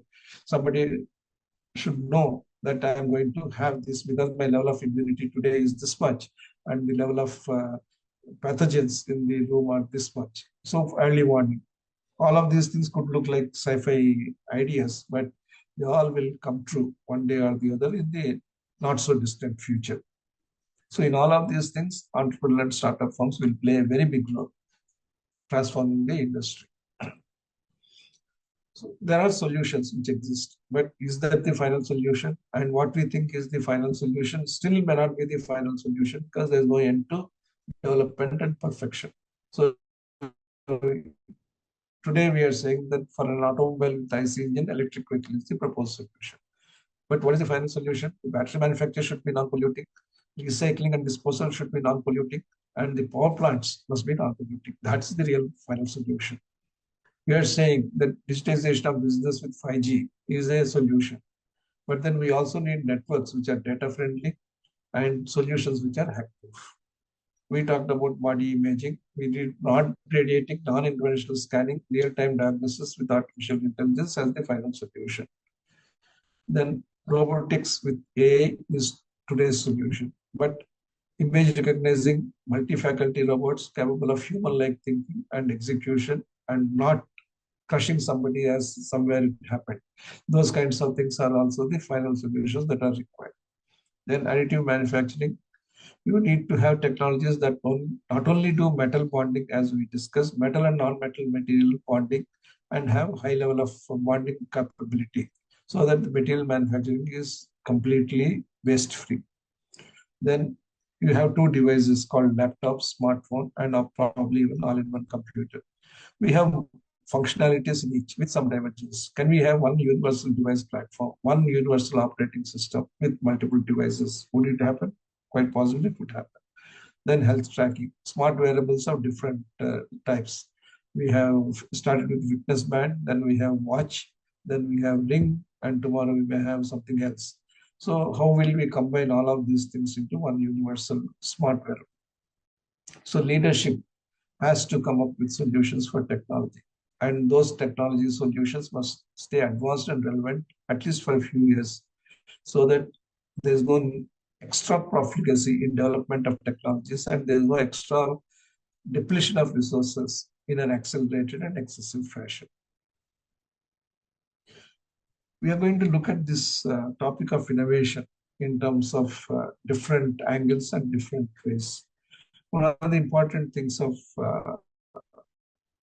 participating in any study of entrepreneurship or startup is the process of critical thinking. What we have as part of this course is not merely one way of doing things, several ways of doing things, not only one way of thinking, but several ways of thinking. So if you are traveling with me through this course, you may wonder how this simple word called innovation is being looked at in different ways. We looked at from a point of view of catering to products and markets in a very transactional manner, if I may put it. We looked at it in terms of a pyramid, innovators, differentiators, technologies. We looked at from the industrial revolution point of view, how it would be seminally different from whatever has happened so far. Now let's look at it in another typology. These are the 5 typologies of innovation which we'll talk about. We'll start from the base, which is the fundamental innovation. which is the first time invention of something new. It simulates natural bodies and phenomena. You take any of these things, automobile, telephone, railway engine, aircraft, or ship, or whatever we have said, these are the first time inventions. And they have tried to make human life simple by emulating the human life in a mechanical fashion, in a much better fashion. The second type of innovation is analog innovation, which is the follow on to the fundamental innovation. And from business perspective, it is a steady breadwinner and a good risk reward ratio. When you have successive LCD televisions with higher resolution capabilities and higher contrast ratios, and you have LED lamps coming up in terms of better capability, these are all analog innovations. Similarly, medicines which have similar structural configuration but have got better therapeutic profile. The first DPP-4 inhibitor for diabetes was Januvia of Merck. It came up with a dose of, let's say, 50 mg as the starting dose. We have got several other gliptins after as the new products. They come with lower level of higher potency and lower level of adverse effects. So that is the analog innovation or differentiation. Then we have integrative innovation, which combines multiple technologies into a single product. When you look at a product and think about many things and say, why can't this product do this much more? Why can't this product do something different along with whatever it is designed for? That is integrative innovation. We had only telex machines. They were ruled over by facsimile machines. But then came the all-in-ones. And we have print, scan, copy, and transmit all in one device. And more could come in future. So this integration of both fundamental and analog invention technologies is a continuous possibility. Today, what do? We measure the blood sugar through one device, inject ourselves with insulin through another device. But suppose you have a glucose device that measures glucose not based on touch and also dispenses the kind of insulin you need. That is an integrated innovation because it is integrating two types of products. And to add to that, when you have through data analytics and artificial intelligence analysis of insulin sugar levels on a continuous basis, let's say over the last 3 months, then it's a self-learning integrative product. So this is the third type of innovation. Then you have adaptive innovation. That is, you use a technology substrate for modernizing a domain. You develop a hybrid product. Using nanotechnology to develop pharmaceuticals is one example. Using sensor technologies for autonomy is another example. For ADAS is another example. The change in the tire technology determining low flow configurations is another. I mean, today is a Herculean effort to climb onto a bus because there are 3 steps to be you scaled before you get into a bus. So how do you change that? You can change it by changing the chassis configuration. That is, you can reduce the entry height. That is, instead of having a straight frame, you can have a frame which is lower at the entry door, lower at the exit door, and also at the middle. But still the problem is that wherever the tire is there, the chassis tends to be higher. There is a big bump wherever there is the tire. So how will you do? If imagine a car tire is powering a bus, that is a bus is running on a car tire, as size of a car, then what happens? Automatically the flow level comes. But is it easy? It is not easy. The entire tire material technology, the tire geometry have to change for that to happen. But it is an adaptive innovation. Why not I use a car tire for my truck? That is the use of one technology of one particular product segment in another product segment and transforming that product. That is adaptive innovation. Then you have the substitute innovation we talked about, substituting synthetic by natural or vice versa. Sometimes natural products are so difficult to make. We know that in the grapes, what you have as the component, resveratrol, has certain anti-aging property. But for that, and the availability of that product component from grapes is so limited that you got to eat tons of grapes to be able to have full benefit. Therefore, if we are able to do this resveratrol in a synthetic process with the same kind of therapeutic effect, then we have met a requirement. Therefore, substitution of synthetic by natural is a good thing, as also substitution of natural by synthetic is a good thing depending on the context. What does that do? It dismantles borders between industry. So renewable energy sources powering automobiles, plants and food providing medicines, days powering the nights. These are all the ways in which innovation can help. So innovation can be a fundamental innovation, an analog innovation, integrative innovation, an adaptive innovation, or substitutive innovation. These five types of innovation, which could be seen as one integrated framework, will be very helpful for leaders in setting the innovation goals at the product level. But is all innovation encouraged immediately? You also have several cases where the innovations were made, but they were not uh, favored in terms of consumer preferences. That's because there is a lead and lag effect between human psychology and behavior vis-a-vis science and technology of products. They are not always in step or in tandem. You see the indigo line. Science and technology move incrementally most of the time, along with step function improvements. Whereas human psychology and behavior lead or lag science and technology. So when this happens, you will find that there is going to be a mismatch between human expectations and scientific delivery. And as that happens, some products will get lapped up immediately, and some get delayed lap too much. The concept of retail stores was started way back in 1980s, but it didn't click. But today, malls, big format bazaars are all commonplace. Organic hasn't still clicked the way it has to click. But 5 years later, it may click. So the human psychology and behavior and science and technology, they move incrementally. In case science and technology is far ahead, it is the responsibility of the startup founders or the mainstream companies to market that technology, to communicate on the technology so that the human expectations are also brought up.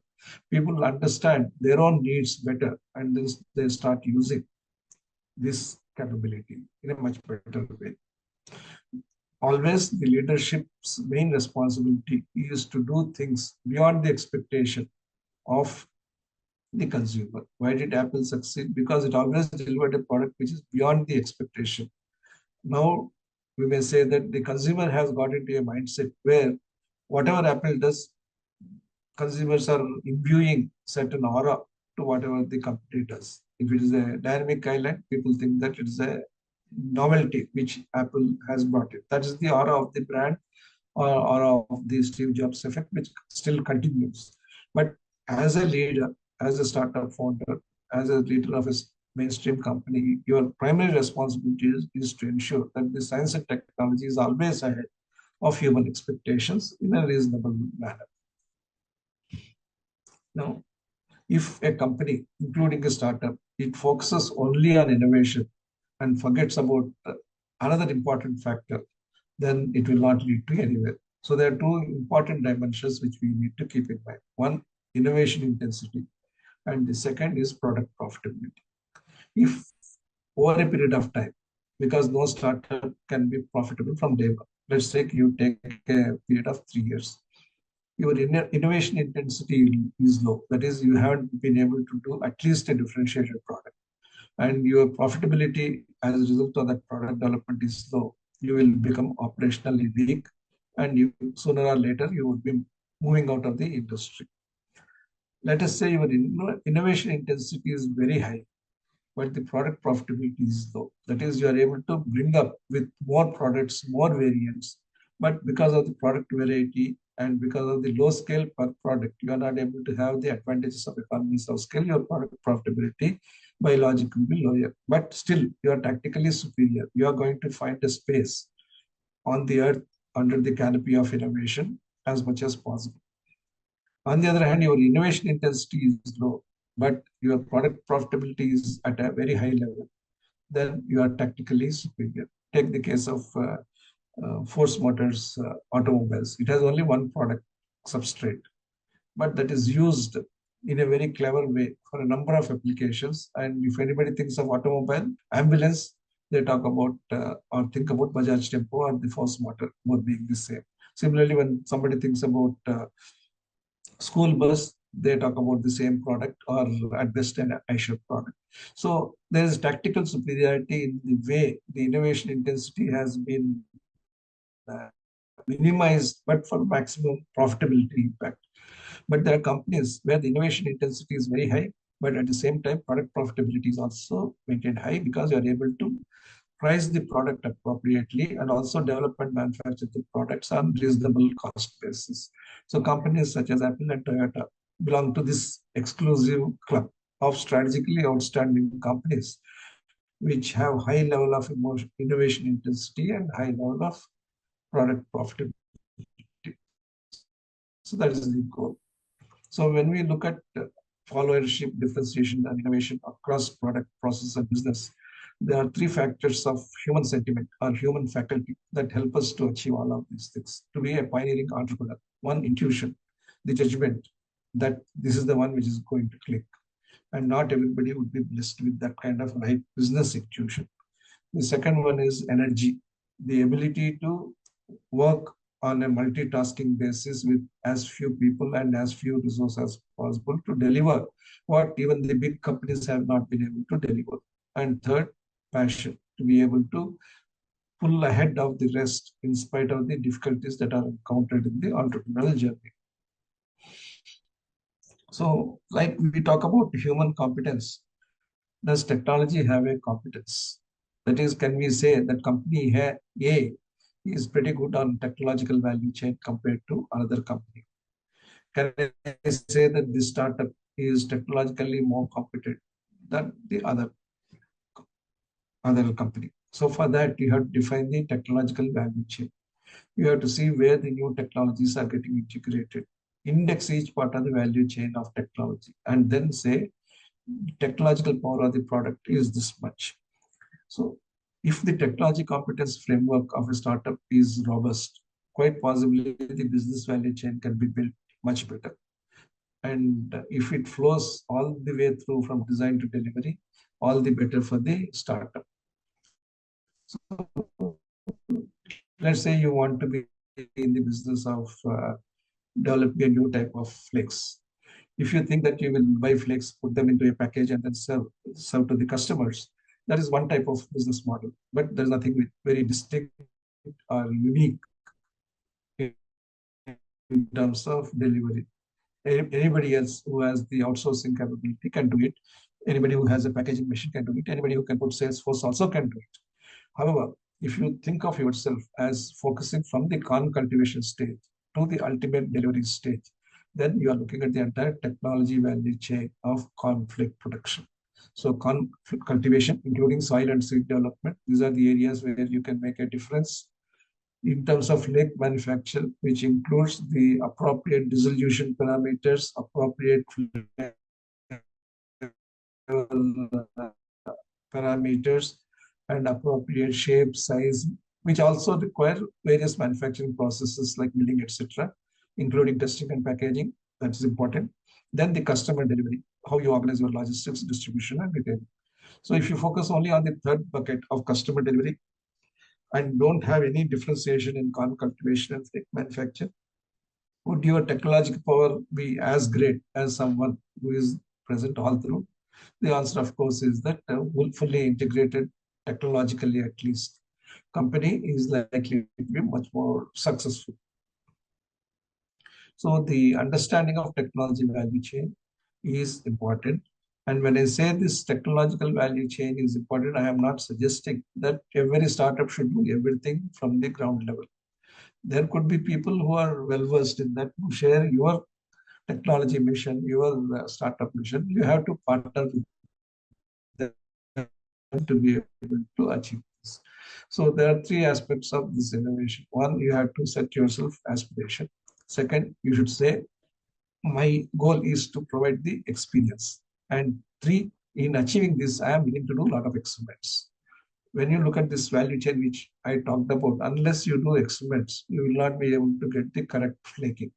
And to be able to get the correct flaking is not just your own dream. It is a dream to make it a good experience for the consumer. So it all starts with an aspiration of being better than Kellogg in terms of your flakes. And then you achieving that aspiration through an objective of customer experience and your own experimental capabilities. So how would one differentiate?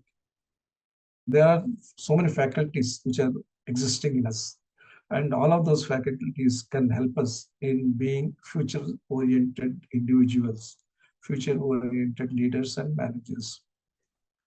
So where do you start here? You have to observe a future. That is, how do I see the future developing? Classic examples are that even big companies have made a huge mistake in observing the future. When the cameras came in, you had a 1 megapixel front camera and 12 megapixel back camera. Whereas 50% at least of the use of cameras was to make selfie production. So they have tied themselves into knots, all of them together as a collective industrial mindset that the front camera is less important than the rear camera. Therefore, the front camera should have lower megapixel, which is a wrong thinking. Why didn't they think that front camera should be as powerful as the back camera? Even today, the ratio between the front and the rear is 16 is to 100, even in the most advanced phones. So this is where the disruption would occur. There would be very many reasons why it is so. The camera modules for the front would be easier to accommodate than the rear camera modules. You can't make the front bulkier. All of those things are there. But still, when you observe this future, which is going in a very incremental fashion, if you think that you can be a non-linear participant in this journey, then you are observing a future which others are not observing. Second, timing a future. How do you do that? When you want to do that, you also have to see what else will change in that camera setup. Is foldability going to be the next big thing, or something else is going to be a big thing, or doing this is going to be the next big thing? So what is the right time to do this? How do I combine this with anything? And third, as I said, there are going to be proper and correct technological hurdles which cannot be wished away easily. And to be able to do that, you have to learn the future.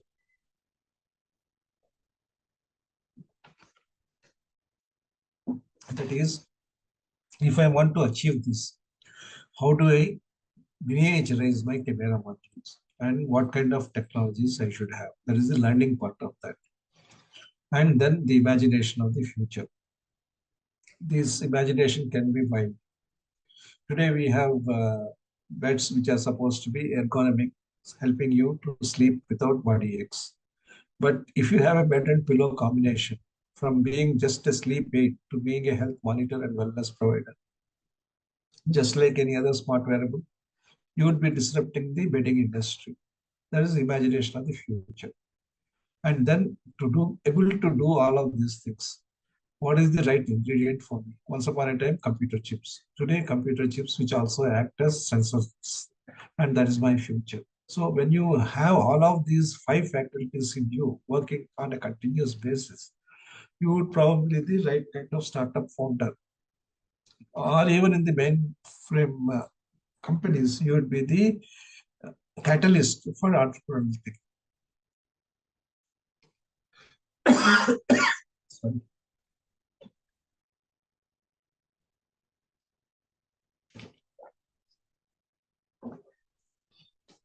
So most of you must have heard about the Porter's five forces model.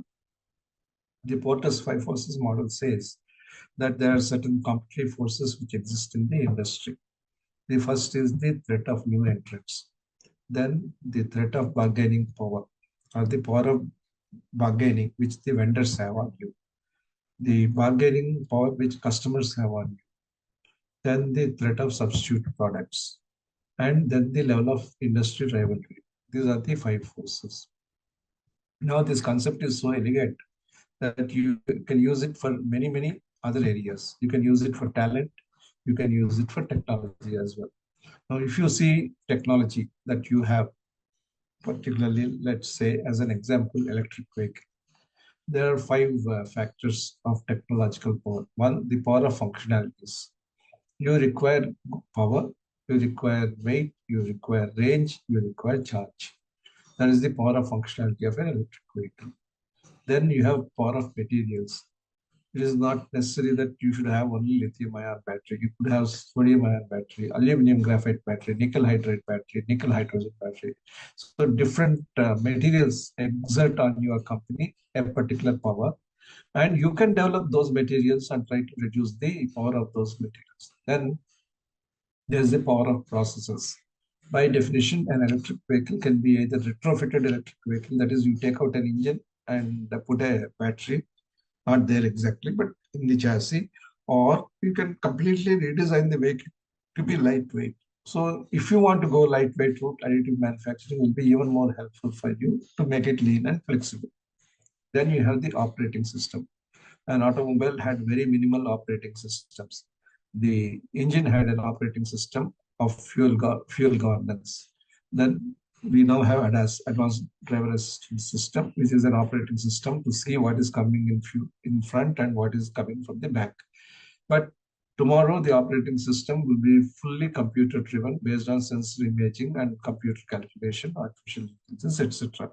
So when these five powers, including the power of supportive system, are used by you in appropriate technological fashion, then we will be able to innovate a very new product. Like every five forces analysis follows up with a generic competitive strategy.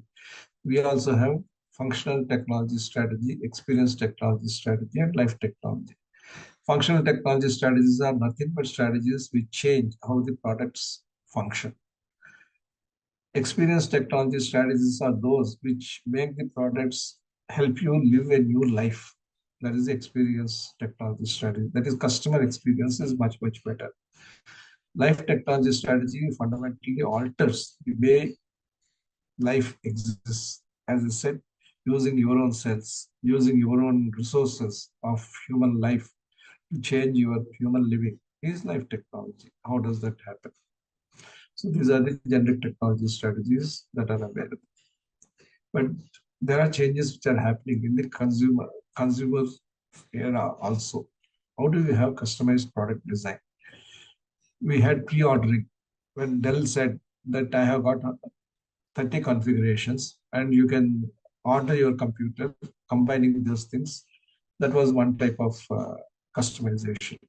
But if you say that this is my palm and my palm requires a 6.1 screen to 6.8 screen, but it's more comfortable by way of measurement to one particular type of screen. That's real customized product design.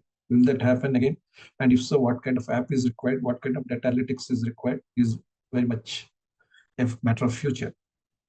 But if you see today's customized design, one characteristic is pre-registration. Second, variety is limited by stores and supply chain.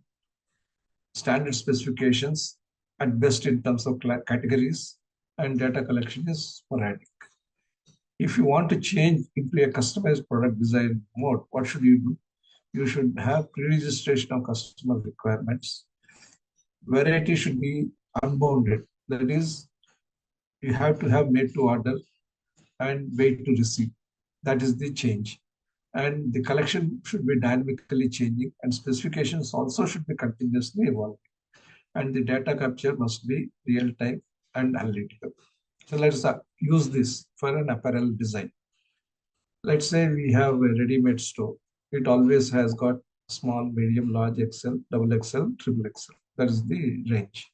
There were times when even double XL and triple XL were considered unnecessary because fashion and those sizes were not considered relevant. But then customer pressures brought in those kinds of things. But that is a very small change that has happened.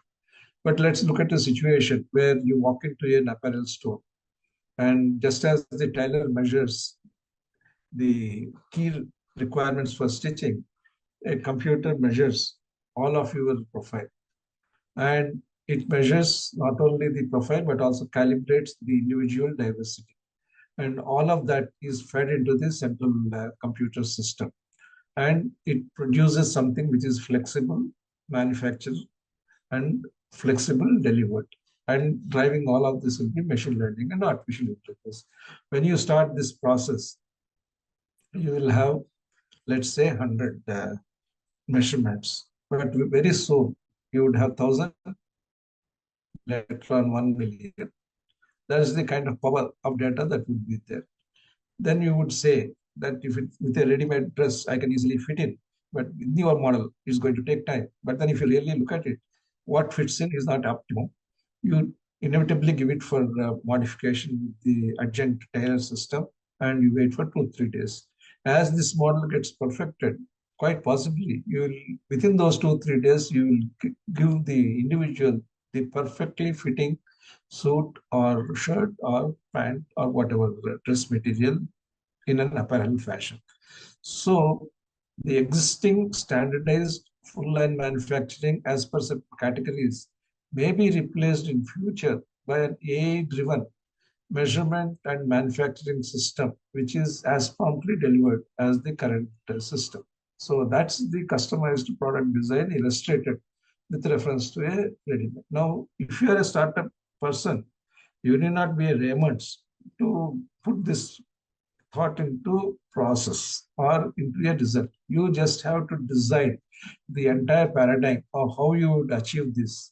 And that itself will be a help for Raymonds to take on itself and then acquire you or support you or do whatever so that this concept can be put into the mainstream.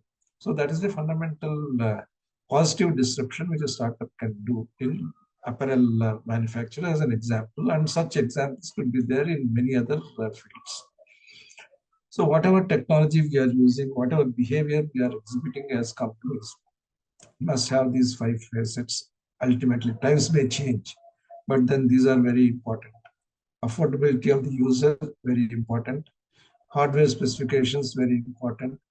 Operating system fineness, very important. Experimental novelty, timeliness to market. All of these things are the elements of technological behavior. There is also another point which we can do.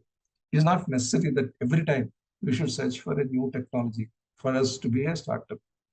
There could be products which are commoditized. If you are able to decommoditize the product, then also there could be a startup opportunity. That is, you can add features which are value adding.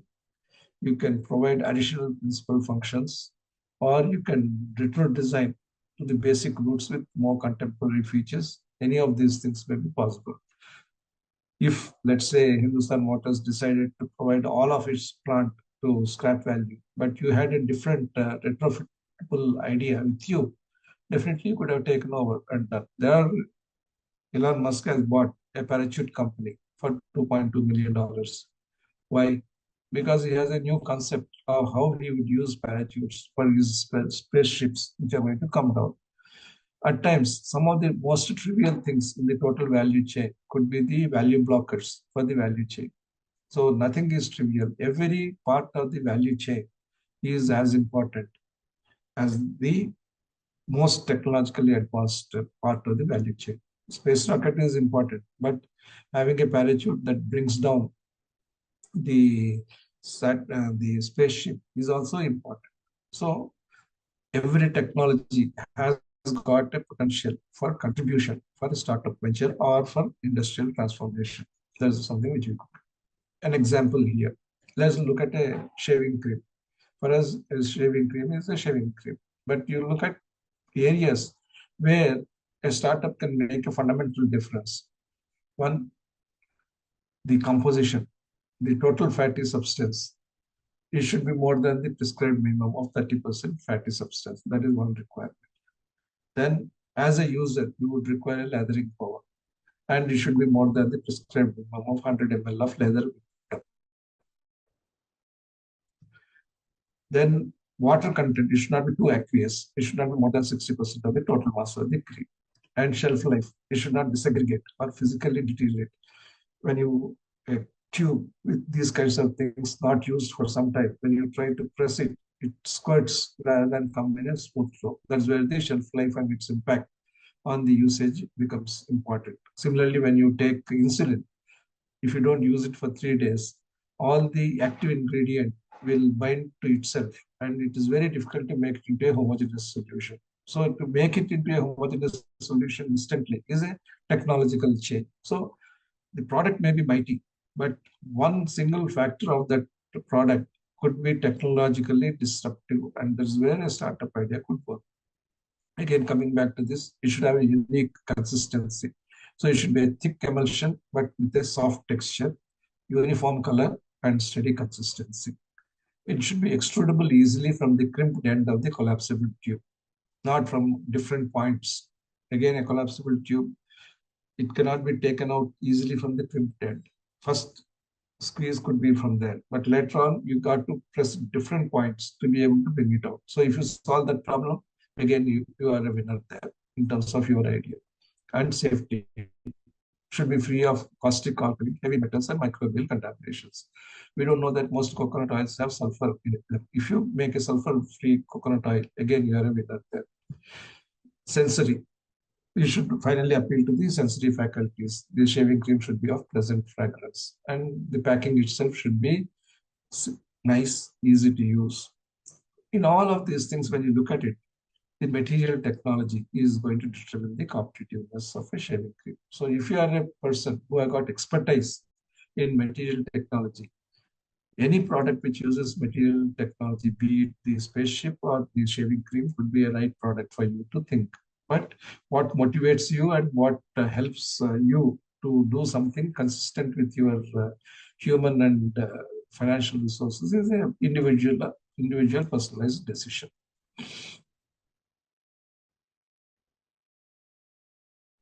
Then where does management come in this?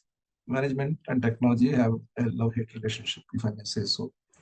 People believe, technologists believe that only technologists can manage. Managers feel that they are the ones who are blessed with resources and they have got all the power.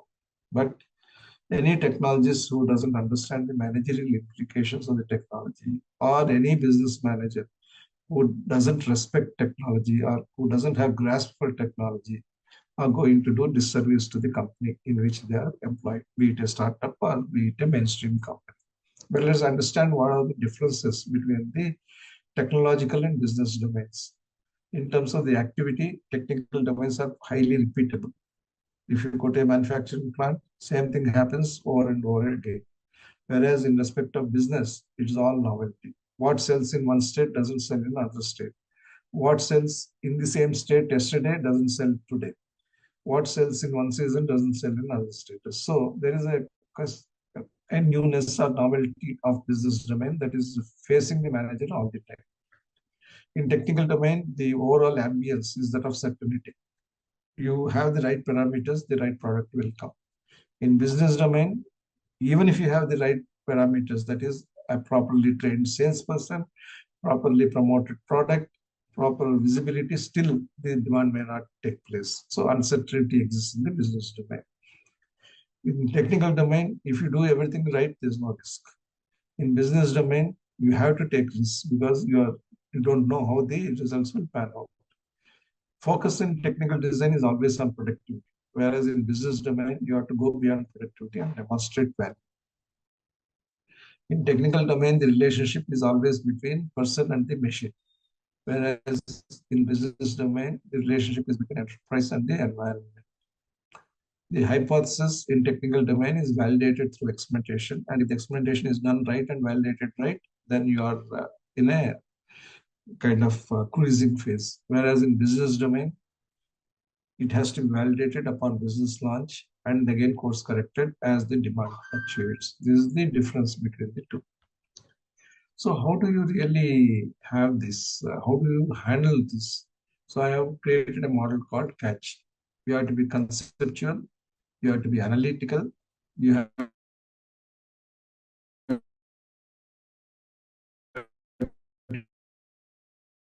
be technological, you have to have certain level of integrative thinking with the right concepts and analysis to be able to deliver on any particular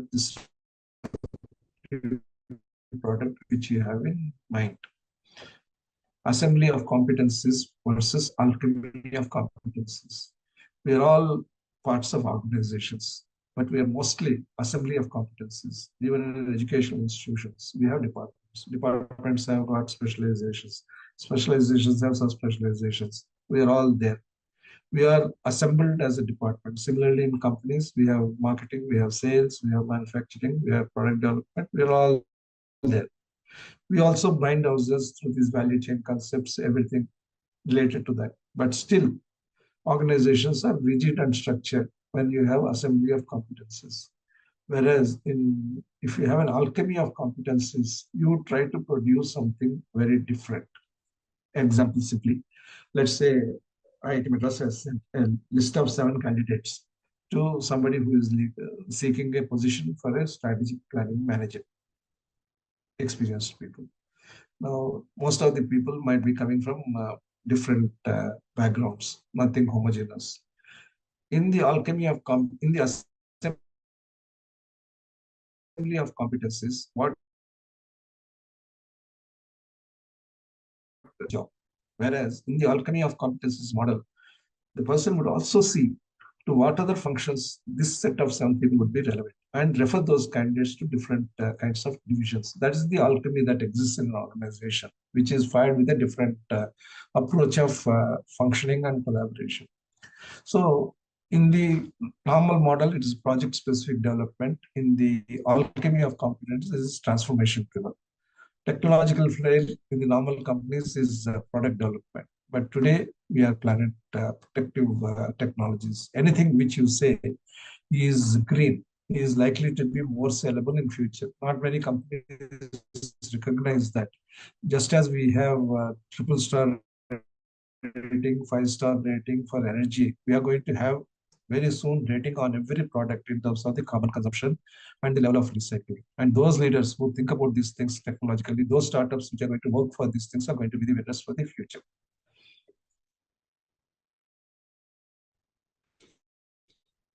So you can find some of the successes in Apple, and we should have the same success even if we are a startup company. Design elegance, supply efficiency, leadership, people, seamless integration of hardware, software, manufacturing smartness, customer connectivity, etc. And the rules of these things, how to make a product blockbuster, is as relevant to a startup company as they are to a mainstream company. Functionalization is very important. Performance must be flawless. Quality must be unmatched. Exceptional price value advantage. Reliable service assurance. Financial perfection. Effective customer connectivity. Creative, elegant design. So I have read cases where startups are able to integrate materials which took years for companies to integrate. There is a ring manufacturing startup which has introduced its product, which has brought in titanium in its ring. This is the first titanium ring integrated product. Whereas, although Apple introduced the titanium in iPhone 15, Samsung is not going to introduce it till its iteration of 24. S24 comes next year, February. So that's how the mainstream companies operate. They work to a particular system, which is good in parts, which is also not so good in parts. Whereas a startup has got the flexibility. The company started working on a normal material, but the moment it started seeing the benefits of titanium, it has integrated titanium in this flexibility of making a product more appealing, more blockbuster is systemically there with a startup company without becoming too random, without being too disorderly. If the company is able to use that energy and passion to develop newer products, then it's going to be very helpful for a startup. Then how much of humatronics can go in various places. We have to see our life everywhere, categorize all activities, which is good for humatronics and which is good for value adding, which is going to be just conversion of hazardous human operations into safe robotic operations. And what is something, all of this will be there with you when video comes. So I'm skipping through some of these aspects. And recycling is one of the important aspects of any technological development. And we'll talk about digital opportunities and limitations. There are many opportunities that exist today. Big data analytics, of course, is taken for granted, but precision and perfection is something which is going to be very important, which can be used as a startup as a startup venture. Second, discipline and compliance. A company today has got hundreds of compliance requirements. Any tool which is made available to ensure that a company is able to be disciplined and compliant in its operations is going to be a big opportunity.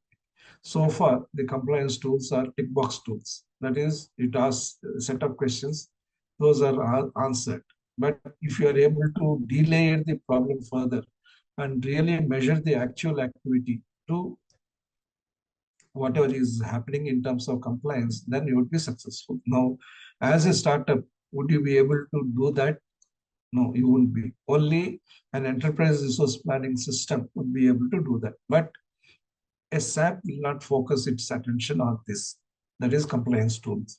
You have to develop a prototype of something which will go into each and every operation of your activity, which is achieved through the enterprise resource planning, and then merge both of these things to develop a true on-the-ground compliance tool. And that is the uh, contribution which the startup company is making, and that's where the investment in such a company would take place by either Oracle or SAP, because that's going to hugely value add to the enterprise resource planning system. Similarly, learning-based inputs. We do a lot of teaching, but it's very difficult for the single teacher to respond to every participant, or for every participant to be time efficient, but at the same time get all the questions answered. So artificial intelligence plays a huge role.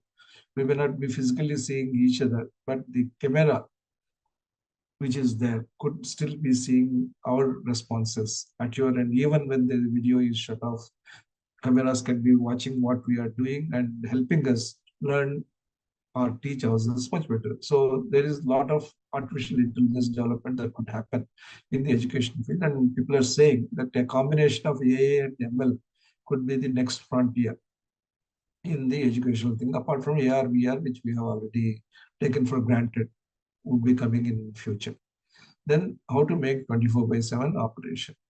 And that's hospitals typically, even today, operate on a general shift, day shift. Night, nothing happens because that is how the mindset is there.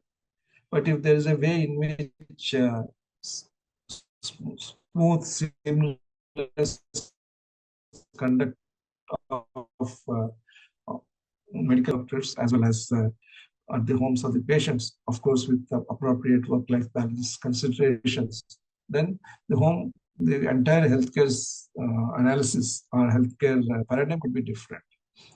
So in all these things, we have problems which are limited by data, proper data, lack of intuition or creativity or imaginativeness.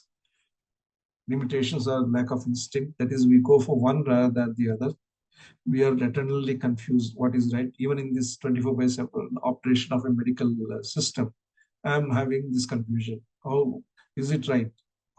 Why should the doctor spend all the 24 hours? Is there a different way? How do you, if you want to give to somebody else, how do you design the shifts? Confusion issues, ethics issues, values issues, and program choices. We are programmed to think in a particular manner. Things will happen only in that manner. So how do we really do? So any startup which balances these operations and limitations would be successful. And with every new technology, you're going to have risks. There is nothing in terms of new technology which is going to come without risks. The more driverless you are, you will have more accidents in the random traffic conditions. The more computer controlled you are, the more hacking you will get. The more smart home you are, the more privacy unlimited that becomes. The more general automation you do, the more cognitive loss you have in terms of your own thinking. The more algorithmic devices you have, the more biases you will suffer because they are all trained based on the data they have. The more AI processed insurance claims you have, the more mistaken assessments you have, mostly towards the discomfort of the claimants. More autonomous chatbots you have, they may be having human prejudices that have been imputed into those chatbots. The more hybrid human machines we have, there may be instructional conflicts and overweight. The more AI systems in the cloud you have, there could be issues of control and governance. AI weapon systems, there could be lethal consequences. What is supposed to deter may actually harm. The more reusable spacecraft you may have unknown galactic forces. So every new technology which is likely to come in future will have future risks as well. So this here is an example. You have a digital assistant. The positive, multitask, routine, pattern, database. Negative, non-native, limited variability, dehumanized, non-customized. So there is a company, a startup IIT Madras company, which has invented a product called Muse during the COVID times. What it did fundamentally was to detect a COVID cough as being different from a normal pneumonia cough or other cough. And that has happened because of the fineness of the sensor technologies and a lot of clinical studies that happen. So this is a customized startup and it has its own benefits during the time. But was it a sustainable when there's no COVID? Question mark. The company has to be more flexible and dynamic. But it is only to show that from standardization, if you move to customization, there's a new startup opportunity that's always available. There are several negatives of digitization, and each negative is an opportunity for a startup to come in and try to change things, whether it is the increased cost of IoT, whether it is genetic rewiring, because we are being governed by machines. So our natural thinking is reduced, including writing, reducing human interface in teaching and learning, skill shift that is happening due to automated medications, which happens in the US system at least. Then our lifestyles getting influenced by devices, our recruitment patterns being influenced through face reading technologies, whether completely automated retail is good at one level, but at the other level, there's complete loss of personal interface. Everything reduced to a transaction which is captured rather than through an experience and conversation. That's the difference. And the more remote you are, the more productive apparently at one level, but you are also more distanced. So how do we overcome these negatives? Each of those things is an opportunity for startup to function. So digital detox itself could be one big area for startups. How do I do digital detox? How do I preserve my genetic cognitive capabilities? The biggest casualty in digitalization is the loss of my cognitive capability. How how can I be as memoryful as I was as two generations earlier? How do these priests remember all the mantras? Whereas today we can't remember one sentence of what we have read. So how do we ensure genetic from fleeting of thought, this browsing of mind? How would you kind of ensure, even as you brown, how do you capture? How is the cognitive reinforcement that's going to come? Is there any way? Then how do we ensure that there is a two-way teacher-student exchange? Today, even in our thing, I'm only speaking, and of course there will be half an hour last reserved for your thing. But how can we make it more? We still have participants conversation, but then there is I have to see and ask. But suppose the computer reads whatever is the text is already there, and then it's able to answer. That is the next level. So how does that can happen? Those kinds of developments could happen in future. How can we have devices which can work with contrarian lifestyle? Somebody who is a night owl versus a morning star. How do we make it compatible? How do we make interfacing kind of individualized, personal? Although we are distanced, how do we get the feel that we are working together? So those are the opportunities that exist. Then again, within the digital buy sell, there is a huge opportunity for resource conservation. Whoever orders through Amazon, one must be appalled at the kind of packaging waste that is happening. So again, there is no scheduling, there is no proper conservation of sending everything by one master pack rather than putting 13th thing. So supply chain efficiency of immediate order fulfillment without understanding what the customer needs at what point of time. Again, is an improvement that could be done. Whether it could be done by Amazon or again, startup opportunity is something to be looked at. But we need to have authentic reviews. We need to have optimized delivery. We need to have controlled purchasing, and we have to prevent waste. And that's where electronic commerce could be improved. There are many people who oppose artificial intelligence, and there is something which data capture and diffusion. Today, data they say is the new oil, but so much of data is getting out of our purview because of the digitalization.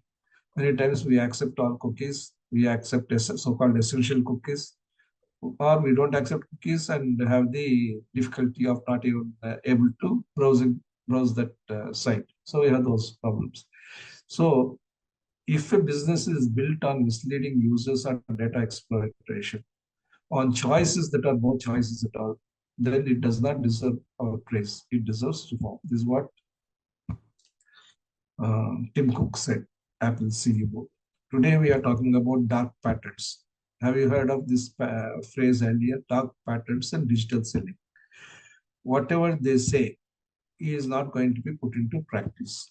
When you subscribe for something, the site says that it can be cancelled at any time. You auto renew, but you can cancel auto renew at any time. But when you try to do that, there will be huge amount of issues which will prevent you from doing the auto renew. So by the time you wake up, the auto renew would happen for next year. So there are two things here. One thing is that there could be a subscription service, a universal subscription service as a startup opportunity, which keeps track of all your subscriptions and keeps you well informed as to what you should do on what based on your usage pattern. That is the startup opportunity right away for you. The other way is for the companies which are being done to be mandated through public policy that their sales processes, their digital process should not have any of these dark patterns and have counter engagements by which these dark patterns are recognized early and you are warned, saying that would you still want to do this way? So this is where public policy as well as private enterprise must come together to make sure that the use of artificial intelligence and the digital commerce is done in a very useful manner. Again, this is a place where startups have got a lot of potential. So we have seen a lot of digitalization, etc., etc. But in India, for industry where there cannot be digitalization because 80% or even 85% of the trucks are single operator owned and they're not as literate as one would like them to be. And most of them are not owner driven, they're also driven by drivers. So, how do you ensure disintermediation? If you see the total value chain of the logistics industry, starting from the vendor to the shipper, to the shipping agent, transport agency, fleet owner, distributor, retailer, again going through multiple primary and secondary transportation networks and warehousing, etc. The entire thing was so multi-layered, adding costs everywhere. But digital transportation hubs and transportation services such as delivery, e-com express, they have come and completely changed this logistics industry. The same has happened with the e-pharmacy. Again, it was considered to be very physical, very person-driven. But today, with the improvements in telecommunications, prescriptions can be uploaded and then they can be delivered with appropriate disintermediation, reducing the cost of intermediation. So we may wonder how so much cost of being, how so much cost is getting cut from a physical pharmacy perspective when you get through the digital pharmacy. That's because so much delayering has happened. Still, it's all startup-based funding that is enabling Tata 1mg or some other company to offer at such discounts. But still, there's no gainsaying that at least 20% of the physical disintermediation that has happened is helping them operate at lower cost levels as a product, not necessarily as an organization. So let's see where the technology works. I already brought in one example of shaving cream, which is very simple. Now let's look at a bigger, more technology-oriented product. Let's look at drone. Do you have to do the drone all by yourself, or you focus on only one aspect of drone? Again, a question for a founder. Propellers, motors, landing gear, booms, electronic speed controllers, flight controller, GPS module, battery system, camera system. These are all the essential components of a drone for drone to be successful. And each of these things should have some special characteristic for the drone to be much more capable. Let's take the example of flight control. It has to be rugged for all weather durability with built-in redundancies, because a GPS system which is there in a full-fledged aircraft is much more protected than the GPS system that exists in a drone, which is subject to much more environmental volatility. So you should be that much more rugged. Similarly, the electronic speed controllers, they must have efficient drives, sinusoidal drives, and you also must have things called closed loop torque controls because of the way the air velocity works on the drone. Again, battery system should have the lightest battery, good combination of energy, power, life, and self-monitoring. All of those things are required. So when you look at drones again, there is so much of technology that is resident in drone manufacture. Material and manufacturing specialists could have their own drones or setup. So how many people thought that either MTAR technologies or Paras technology who have set up their own defense undertakings or drone manufacturer or drone acharya are going to be successful? But as a pleasant surprise, they are successful and they are becoming part of the larger ecosystem, whether that is of DRDO or ISRO, and participating in a big way in the India's defense preparedness as well as in satellite navigation systems. But all of this requires a combination of strong innovation and strong perfection. If you are highly innovative, there are certain pluses and minuses. If you are highly perfect, there are certain pluses and minuses. And if you're a combination of those things, there are certain cons. If you're a combination of certain other things, there are strong pros. As an example, if you are low on innovation, if you are low on perfection, you have very low design costs, you have very low manufacturing costs, you have the lowest acquisition cost, but also for the customer is the lowest value. So when you introduce a product which is a me too at the lowest price, many people may buy, but after sensing the product, testing the product, they may lose interest. On the other hand, if you launch a very innovative product, but it is not very elegantly made, which is not perfect, what happens? You have incurred a lot of design costs in developing a product, but you have not spent enough on the manufacturing. Your product is priced midway, but the value for the customer is low because the product is not perfect to operate. On the other hand, you have a product which is low on innovation, but you have done exceptionally well. That is, you continuously update your manufacturing capabilities so that it provides a longer time life, although the lifetime value will be affected because of the obsolescence that happens there. So these two are the two types of common products that exist. However, if you are very innovative but also very perfect in making, then you become a blockbuster product manufacturer with a high one-time design cost, high recurring costs, but you are able to have high price and you also have to have high lifetime value that is given to the customer as part of this. So this is the thing. So as you look at all of these things, you know that concurrent manufacturing and design, which automobile industry in the mainstream has brought into the focus, is something which you need to adopt even if you are a small scale company. Right from the first fundamental to the final delivery, you have to have concurrent design and manufacture so that whether it is sustainable innovation or disruptive innovation, you are able to do a perfectly innovative job of that particular thing. So deliver, define, home. That is the only way. Even in our studies or even in our life, in our day-to-day job, we have to define what we need to do. We have to perfect what we are trying to do and deliver to the best possible way within ourselves.